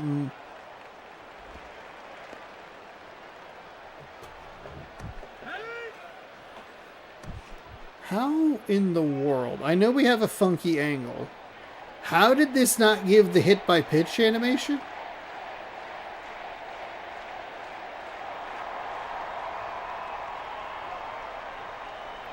Well, of course, he's wearing a white jersey, so that makes this even more difficult to look at. It went right through him. What was it? He got shot through the heart? And the umpire didn't make the call? What? Okay, well. All right. Should be nobody out, 1 on after the hit by pitch. What in the world? Instead, it's a foul ball. I can't believe it. I should be able to believe it. None of them have looked that bad, I guess would be the answer. Sometimes it looks like it hits them, but I think it's just the angle of the camera. None of them have ever hit them in the back of the, like, further away from them shoulder. And had the umpire just go, no, you're fine. Oh, I was going to say ball don't lie, but it's going to be an out. A brutal turn of events for the Colorado Rockies, who still cannot pick up a hit in this game after it should have been a hit by pitch. Oh my goodness. Shane Victorino's 0 for 1 with a strikeout. He'll look to keep this game going.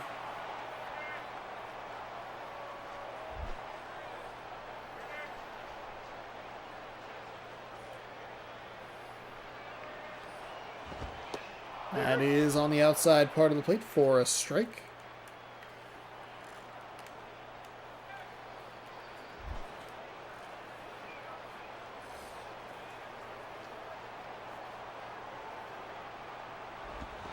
That is rolled over. That'll be knocked out into left field.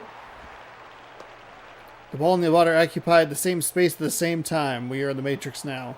We sure are.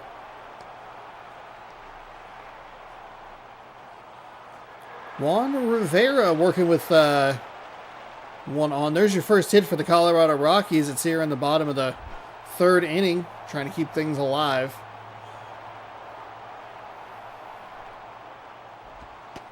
Rivera takes a strike inside. My goodness, that all day that space in the zone has been a benefit to the pitcher.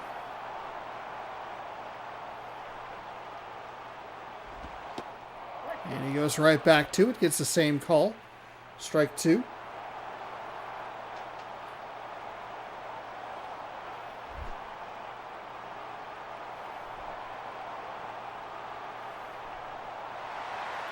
Put the runner in motion with a high pitch out. It is an out. Okay, hold on. We'll take a look at that one. Colorado is getting maybe the most bizarre inning that we've seen from a bad blunder.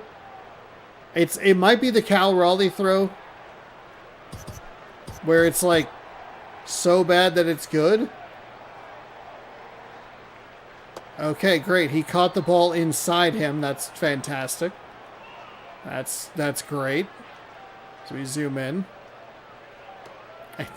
That's an out. They don't get the hit by pitch. They put a runner in motion. Oh my goodness.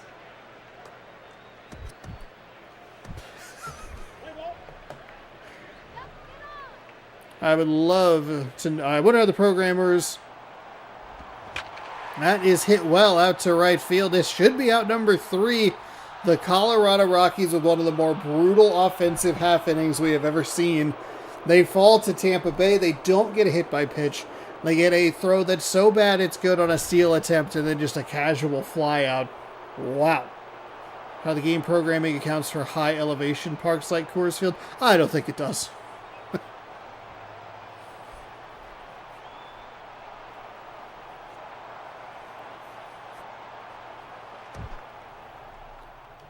Phil Koch is your player of the game. 3 innings, 1 hit, 3 strikeouts. Drops his ERA even lower to .60. 6 hits, 15 strikeouts on the season. He improves to 3-1. Chad Gaudin. Oh, pardon me. Now 3-1 after the loss. Hop picks up his first home run, and that was the lone run-scoring hit. Tampa Bay 2, Colorado nothing. Yeah, it's an interesting theory. I think this game is so funky. I would not be surprised if the PlayStation 2 versions of MLB The Show don't really consider Coors Field, whereas maybe the PlayStation 3 versions do. And I would assume that they count now because a lot of people online like to play in Coors. So, I don't know. It gets kind of weird. Where'd we leave off? To the game, we are all at sea level with no humidity. Yes, exactly. Diamondbacks, they fall to the Twins, excuse me. Twins over the Diamondbacks 4-2. Astros over the Cubs 2-0. And then we watched that game right there. We are heading to San Francisco. Yankees Giants. As we get ready, I'll switch the thumbnail over. While I remind you, kind, fine folks, to if you're enjoying the video, give it a thumbs up. If you want more, subscribe, all that good stuff. I appreciate it. Liking the video helps the channel out, helps it find more people, so that one day I can not go to work and just watch old baseball all day and talk to my little heart's content.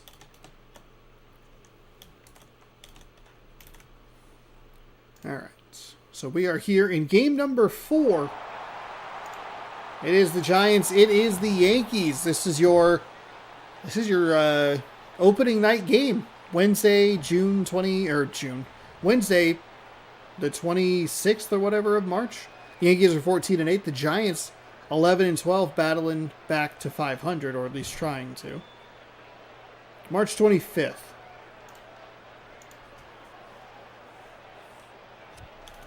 Brandon Phillips at second base will lead off the New York Yankees, followed by Marlon Byrd in center field.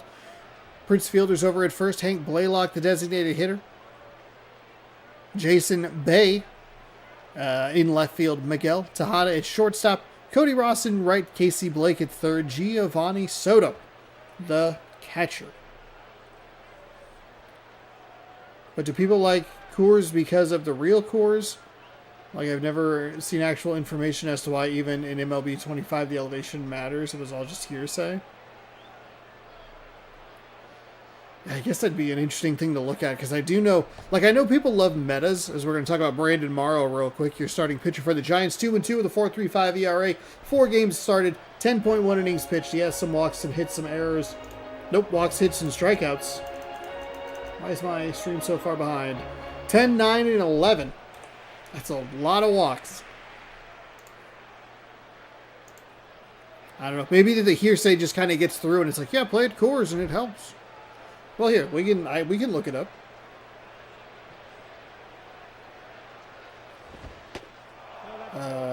Does the elevation of Coors Field matter in MLB The Show 25? Is the Coors Field elevation advantage factored into MLB The Show? We'll look at a Reddit. Chris Bryant hit a ball 544 feet for me. Yes. Answer from the developers on if the ball travels further in Coors. This does happen in high-altitude stadiums like Coors and the open desert stadiums in the Miners, Turbine, Flagstone, etc. The opposite effect isn't as big as this in sea level / cold stadiums. Also, one other thing you can see when in these stadiums is your pitch breaks are slightly lower, your pitch speeds are slightly higher. This is visible in the pitch break indicator in one-player games. So I guess they do have it factored in some way. As this is punched out to left field, it is caught.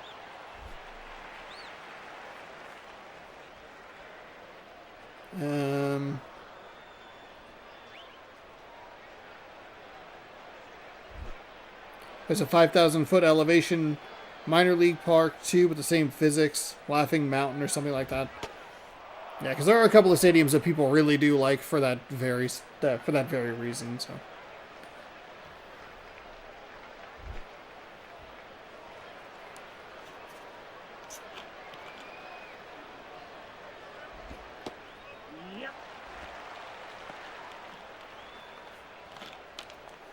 Anyway, here at sea level, we have a 0-0 game with one gone. Here comes the 1-1 pitch, as that is looped out towards center. The center fielder does a nice job to pick it up on a hop, limiting it to a single as that gets thrown in. Prince Fielder, he's batting .250.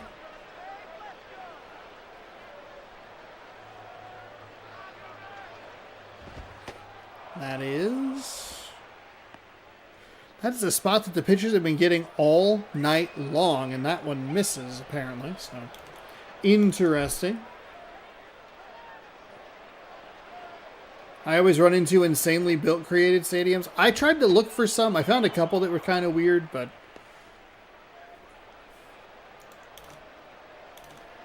it would be fun to check out some of those, like, super bizarre stadiums. That one's up high.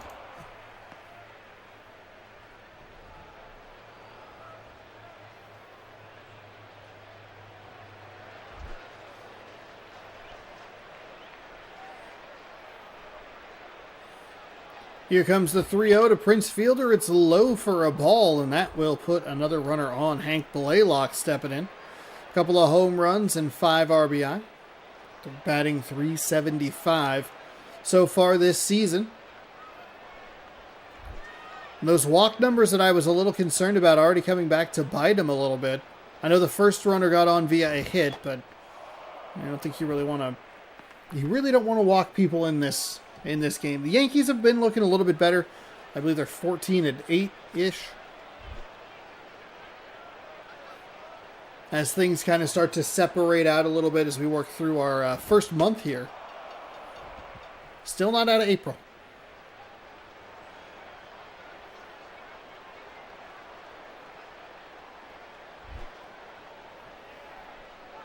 Two and 0 to the bulky man with no face and the numbers that aren't stuck to the jersey. That one misses inside.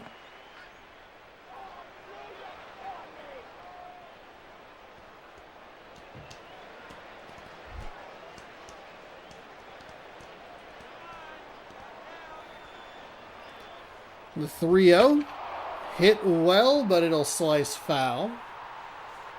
Left fielder takes a look, but it was a few rows deep, no matter what way you slice it. Here comes the 3-1. That is crushed out to right center. Is it going to have the elevation, or is it going to be off the wall? It'll be into Triple's alley. It'll score at least 2. They will hold it to a double. The throw will be late, and the Yankees take a 2-0 lead. Jason Bay, 351 average, 14 RBI with 4 home runs.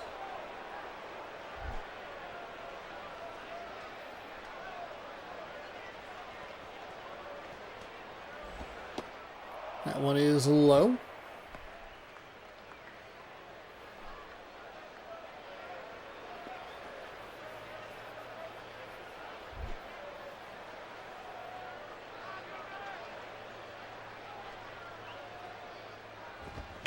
That is hit to the left side.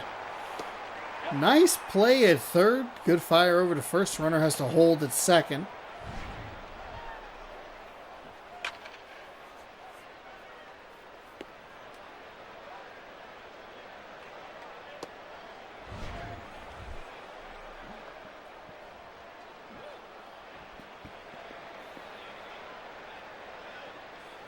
Tejada's going to step up with a runner on second and 2 gone.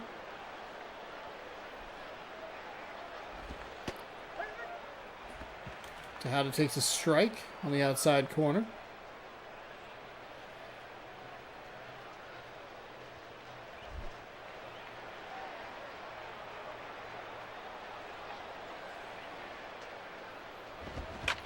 That one will be looped into left field. They're going to send him around. And turn him back. Okay.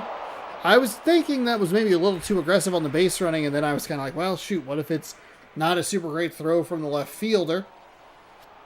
So it'll be runners on the corners, 2 away. We'll see if the base running decision change accounts for much. That pitch misses high.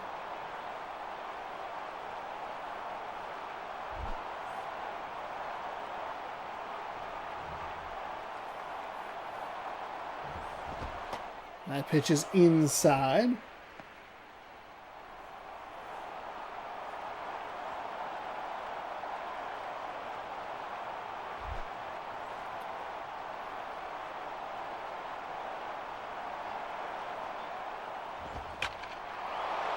Punches that one foul up the third base line, and we'll do it again.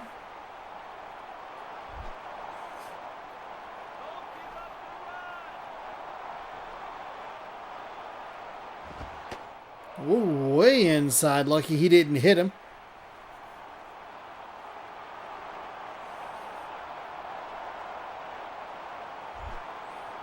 Three and one.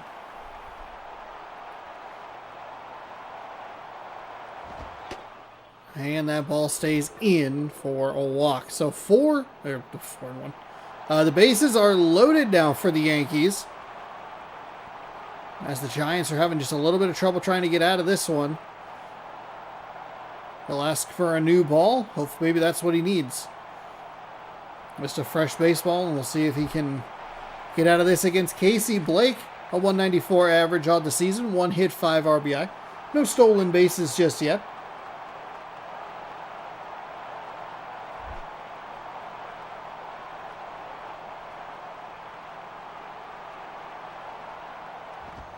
Swung on and missed. Swung under that one pretty greatly.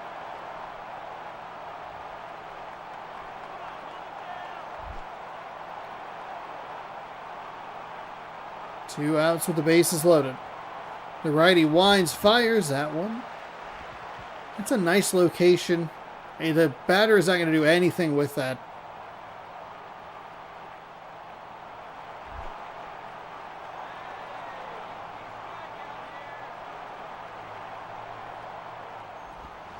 And that'll be hit out to center field, but the center fielder right there to make the play. New York comes up with 2, but San Francisco does a good job to stop the bleeding and not allow this game to get too far out of hand too early.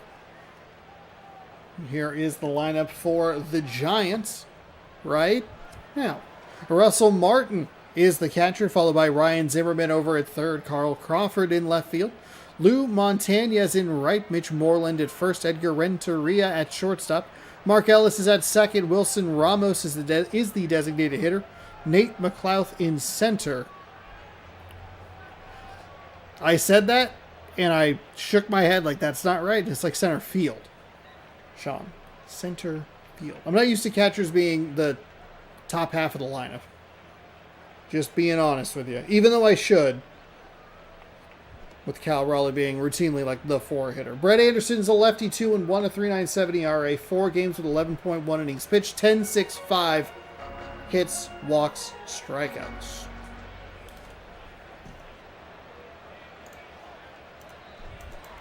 Yes. And I nailed it. Absolutely crushed it. Russell Martin steps up.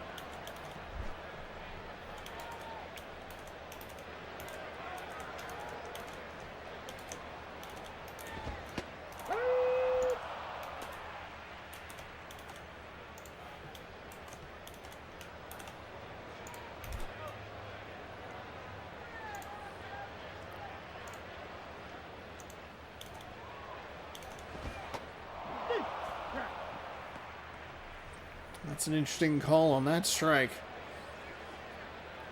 It is 0-2 now to the leadoff hitter. Lefty is going to throw that one. He'll cover the bag at first, and that'll be out number 1. Tried to punch it into right field, but just couldn't get it past pretty solid defensive play by the first baseman, Prince Fielder.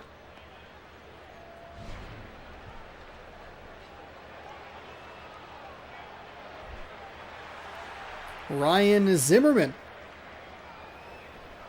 steps in.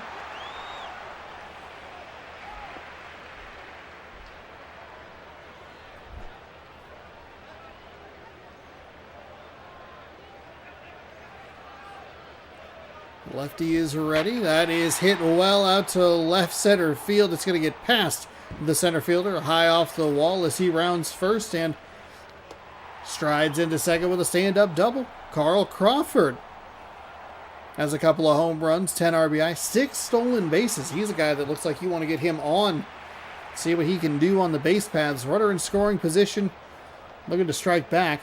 Nationals legend Ryan Zimmerman, that's true. That'll be punched out to left, and unfortunately that's an out to the very same position he plays. Couldn't get it to go away from him. And that is 2 gone. Is it Montañez? Is that how he said it? He will ground this to shortstop, and that will retire the side. So, San Francisco was able to put a runner in scoring position, but a couple of quick outs follow it, and that is it. Soto, Phillips, and Bird coming up for the Yankees in the top half of the second. It's 2-0.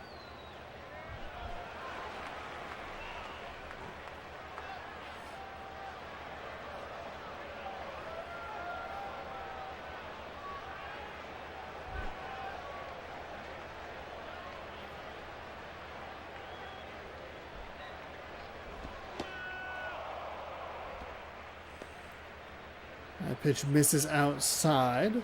So it'll be 1-0. Kind of in the same position that the Colorado Rockies were just in. Like, okay, you gave up 2 in the first. Can the pitcher settle down a little bit? Dear God in heaven, I thought I jinxed him again. Can you just keep your team in it?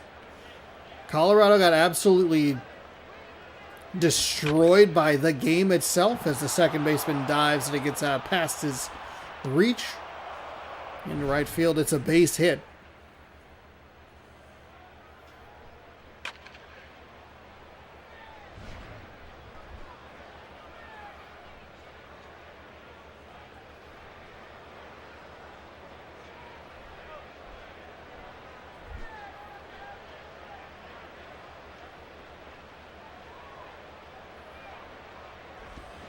Oof, that sounded like a good piece of contact, but it'll just be a little too far under it. It sails out to center field. That'll be out number 1, and the double play still in order. Marlon Byrd is 1 for 1 with a single and came around to score. That's a good looking average on the season at .405.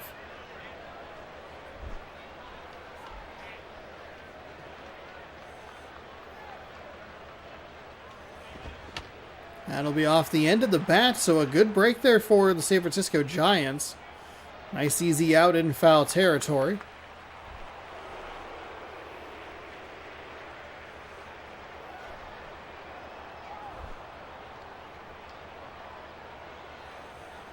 That'll bring up Prince Fielder, 1 on, 2 gone. He'll take a ball low and outside. Fielder worked a walk in his previous plate appearance.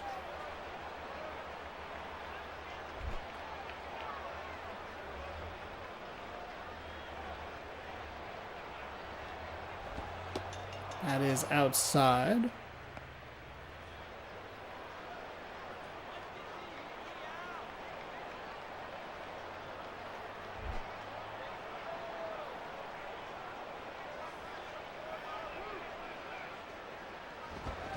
And Fielder will ground out to the first baseman. So, nice job by the San Francisco Giants defense. They give up a hit, but no damage done. And that'll bring up Moreland, Renteria, and Ellis for the Giants. Looking to try and strike back in this one. Down by 2. Mitch Moreland has a home run. He's knocked in 3 and a .242 average.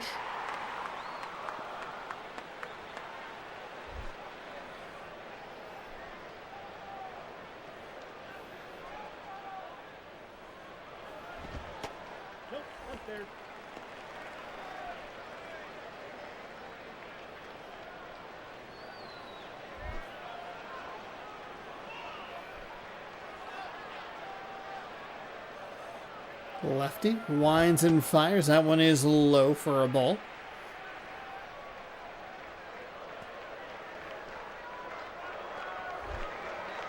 So 2-0 in this lefty-lefty matchup. That one well outside for a ball. So 3-0.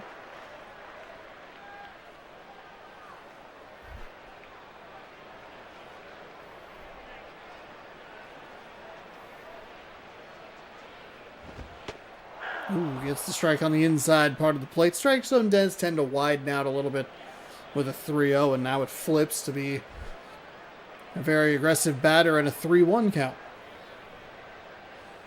Now, we did see Prince Fielder walked on 4 straight pitches. It is not the most common thing in the world.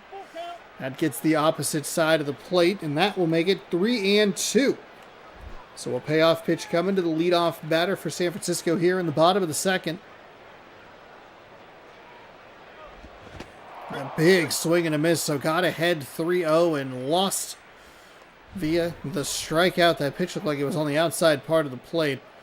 It has been a pitcher's location all day long, so you can understand why there would be a swing, but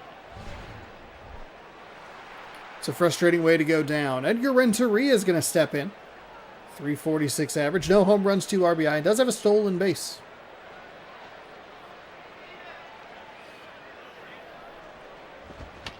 That one fouled away. Come on, Giants. Yeah, let's make this game interesting, huh? That one will be ground out to the first baseman. He'll step on the bag, and that is 2 gone.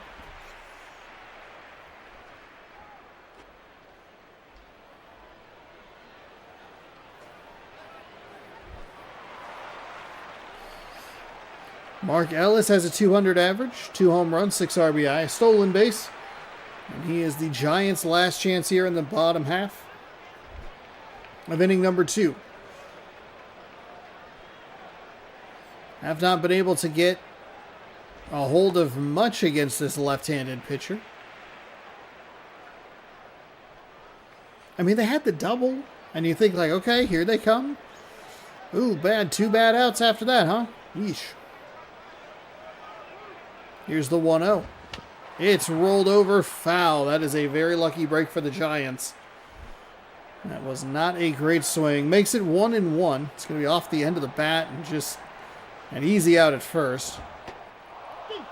And takes that strike inside. That high inside corner. 1-2.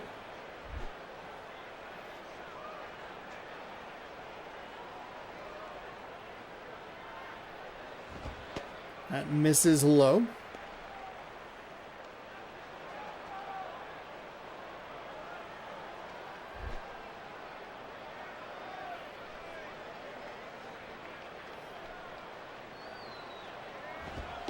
That misses low as well. Okay. That fills up the count with 2 gone.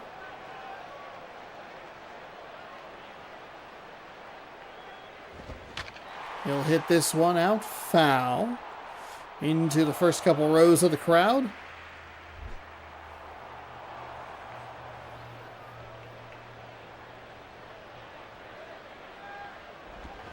And a swing and a miss, so the Giants have had a couple full count opportunities, went down on strikes in both of them. Still just the one hit, Blaylock Bay, and Tejada will bat for the Yankees. He's 1 for 1 with a double, knocked in the 2 runs, the only 2 runs of the day.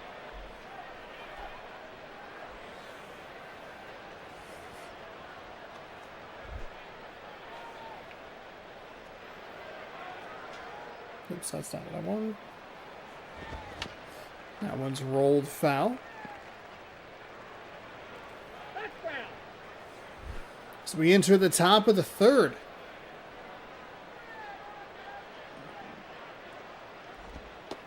That's way inside.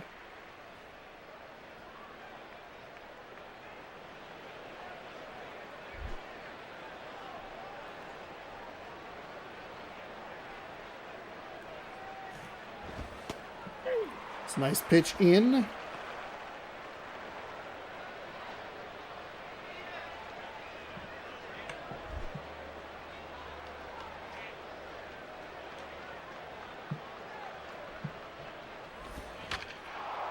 Pops foul up the third base line. And stays alive.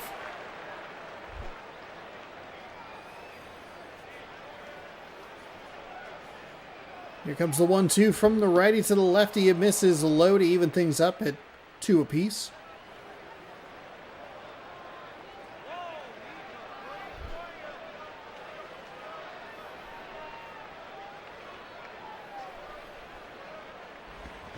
That is swung on and missed. So, first batter set down on strikes. Jason Bay is 0 for 1. Does have a pretty good looking average with 4 home runs and 14 RBI.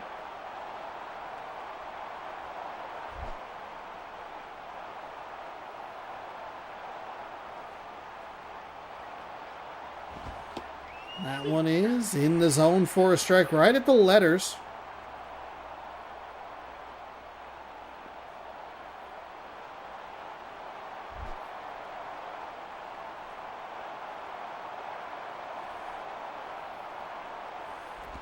The righty hits that one up the third base line. That one sails foul.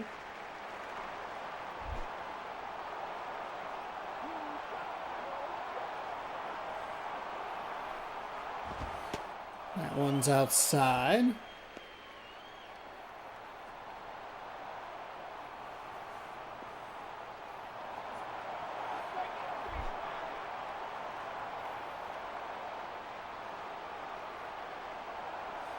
Here comes the 1-2. That misses low to make it 2-2. 1 gone here.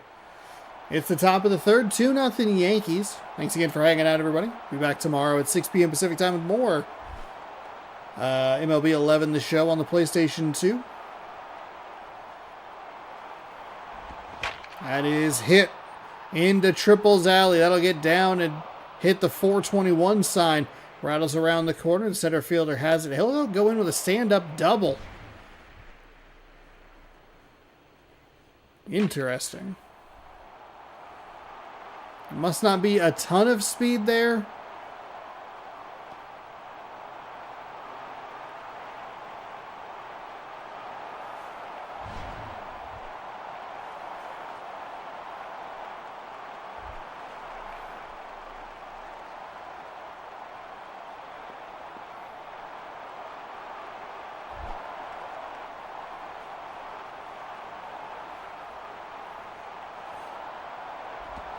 Ooh, that is hit well into left field. The left fielder with a nice catch. Yeah, must have had to have been. Runner tags up and advances to third. Boy, if he misses that, that's getting all the way to the wall. Cody Ross worked a walk earlier. Yeah, 2 gone here. Giants 1 out away from not like getting out, but at least ending the threat, and that is what they'll do, as that is popped out to left field. And the Giants will head to the bottom of the third, down just 2 runs.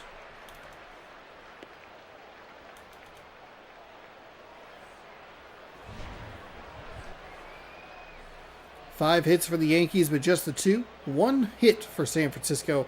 Ramos, McLaughlin, Martin are going to need to do some work if they want to keep this game alive. And Wilson Ramos, maybe not the guy to do it. Zeros across the board. No average, no nothing.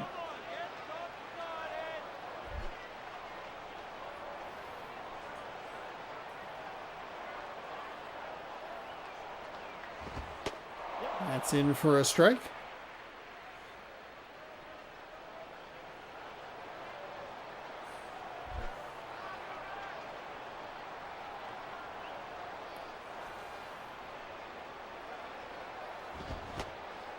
Ooh, took a weird hack at it, and they're going to say that he went. That is maybe the weirdest check swing animation that we get, and we don't get a ton of like appeals that go, no, that was a swing.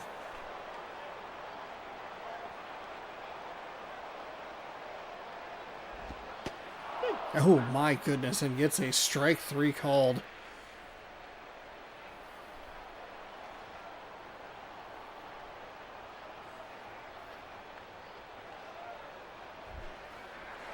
Nate McLouth with a .333 average.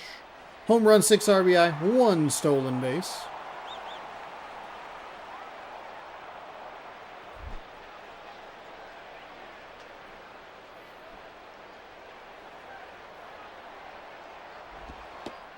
That's in for a strike.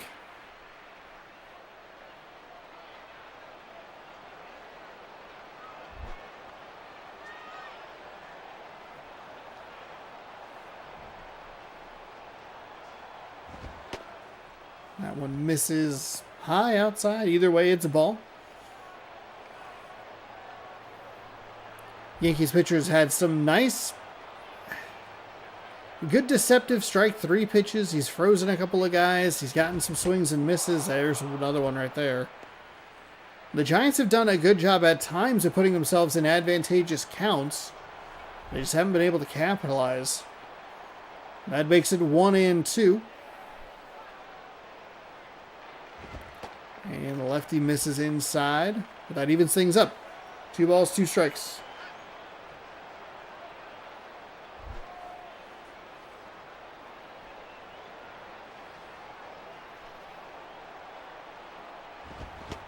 Ooh, big swing and a miss. Giants down to their final out. It'll flip the lineup over.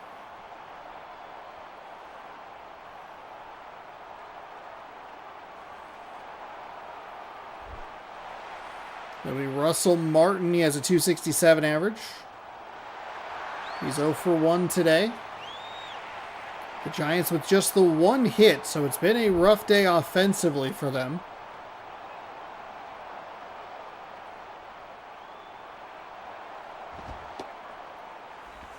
Pitch misses low for a ball 1.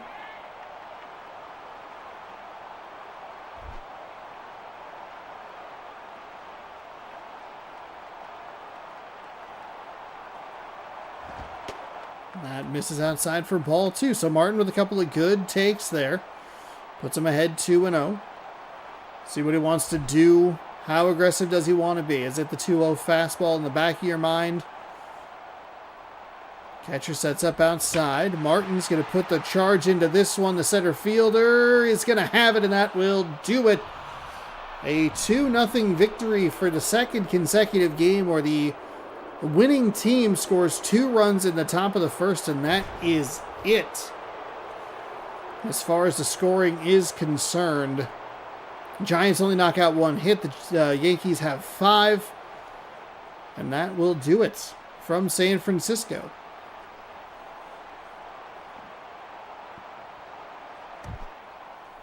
Player of the game is Brett Anderson, the pitcher. 3 innings, 1 hit, 4 strikeouts on the day. That's like doubling his strikeout total almost the whole season. He improves to 3-1. Brandon Morrow falls to 2-3. No save, no home runs. And that will get us out of here. We'll catch you up on the final scores that we need to see today. And then we will bid you goodbye. The game was awfully kind to me. It cut nearly an hour out of our out of the stream that it had last time we were here. That was, I think, pretty easily the longest game that we had, or longest stream that we had. All right, let's see. Where were we? We were here. The Dodgers beat the Rangers 6-3. Athletics over the Padres 4-0. We watched the Yankees defeat the Giants 2-0, and the Mariners pick up a win 4-3 over the Phillies, who have 17 wins on the season and would be the best team in the league. All right, well, there you go. We got one more day of these games, of these series. There are 2 that we haven't looked at, so I'll have to spin a wheel and kind of see which good series from good teams we get for to fill in those last 4 games. As always, go ahead and save. That way it's on video, you know. So I can go, did I save? And then I click back and I go, I saved. I did good. I saved the game. Still using save slot 8 for some reason. So there you go. While the game saves, I will, again, thank you all so much for watching. Thank you for hanging out on this lovely Saturday night. Just a reminder, I don't typically stream this on Saturday, but I did not post any content yesterday with a busy family day, so I wanted to do this tonight to catch up. Now we're back on schedule. I'll be back tomorrow, 6 p.m. Pacific time, right here on the channel. Again, if you enjoyed the video, give it a thumbs up. It helps the channel out. If you want more from me, subscribe. You can ring the bell. That'll turn notifications on. Thank you for being here. Thanks for being active in chat and hanging out. I appreciate it. Good night, good sports, and we'll see you tomorrow for 4 more games of MLB 11 The Show on the PlayStation 2. Good night, everybody.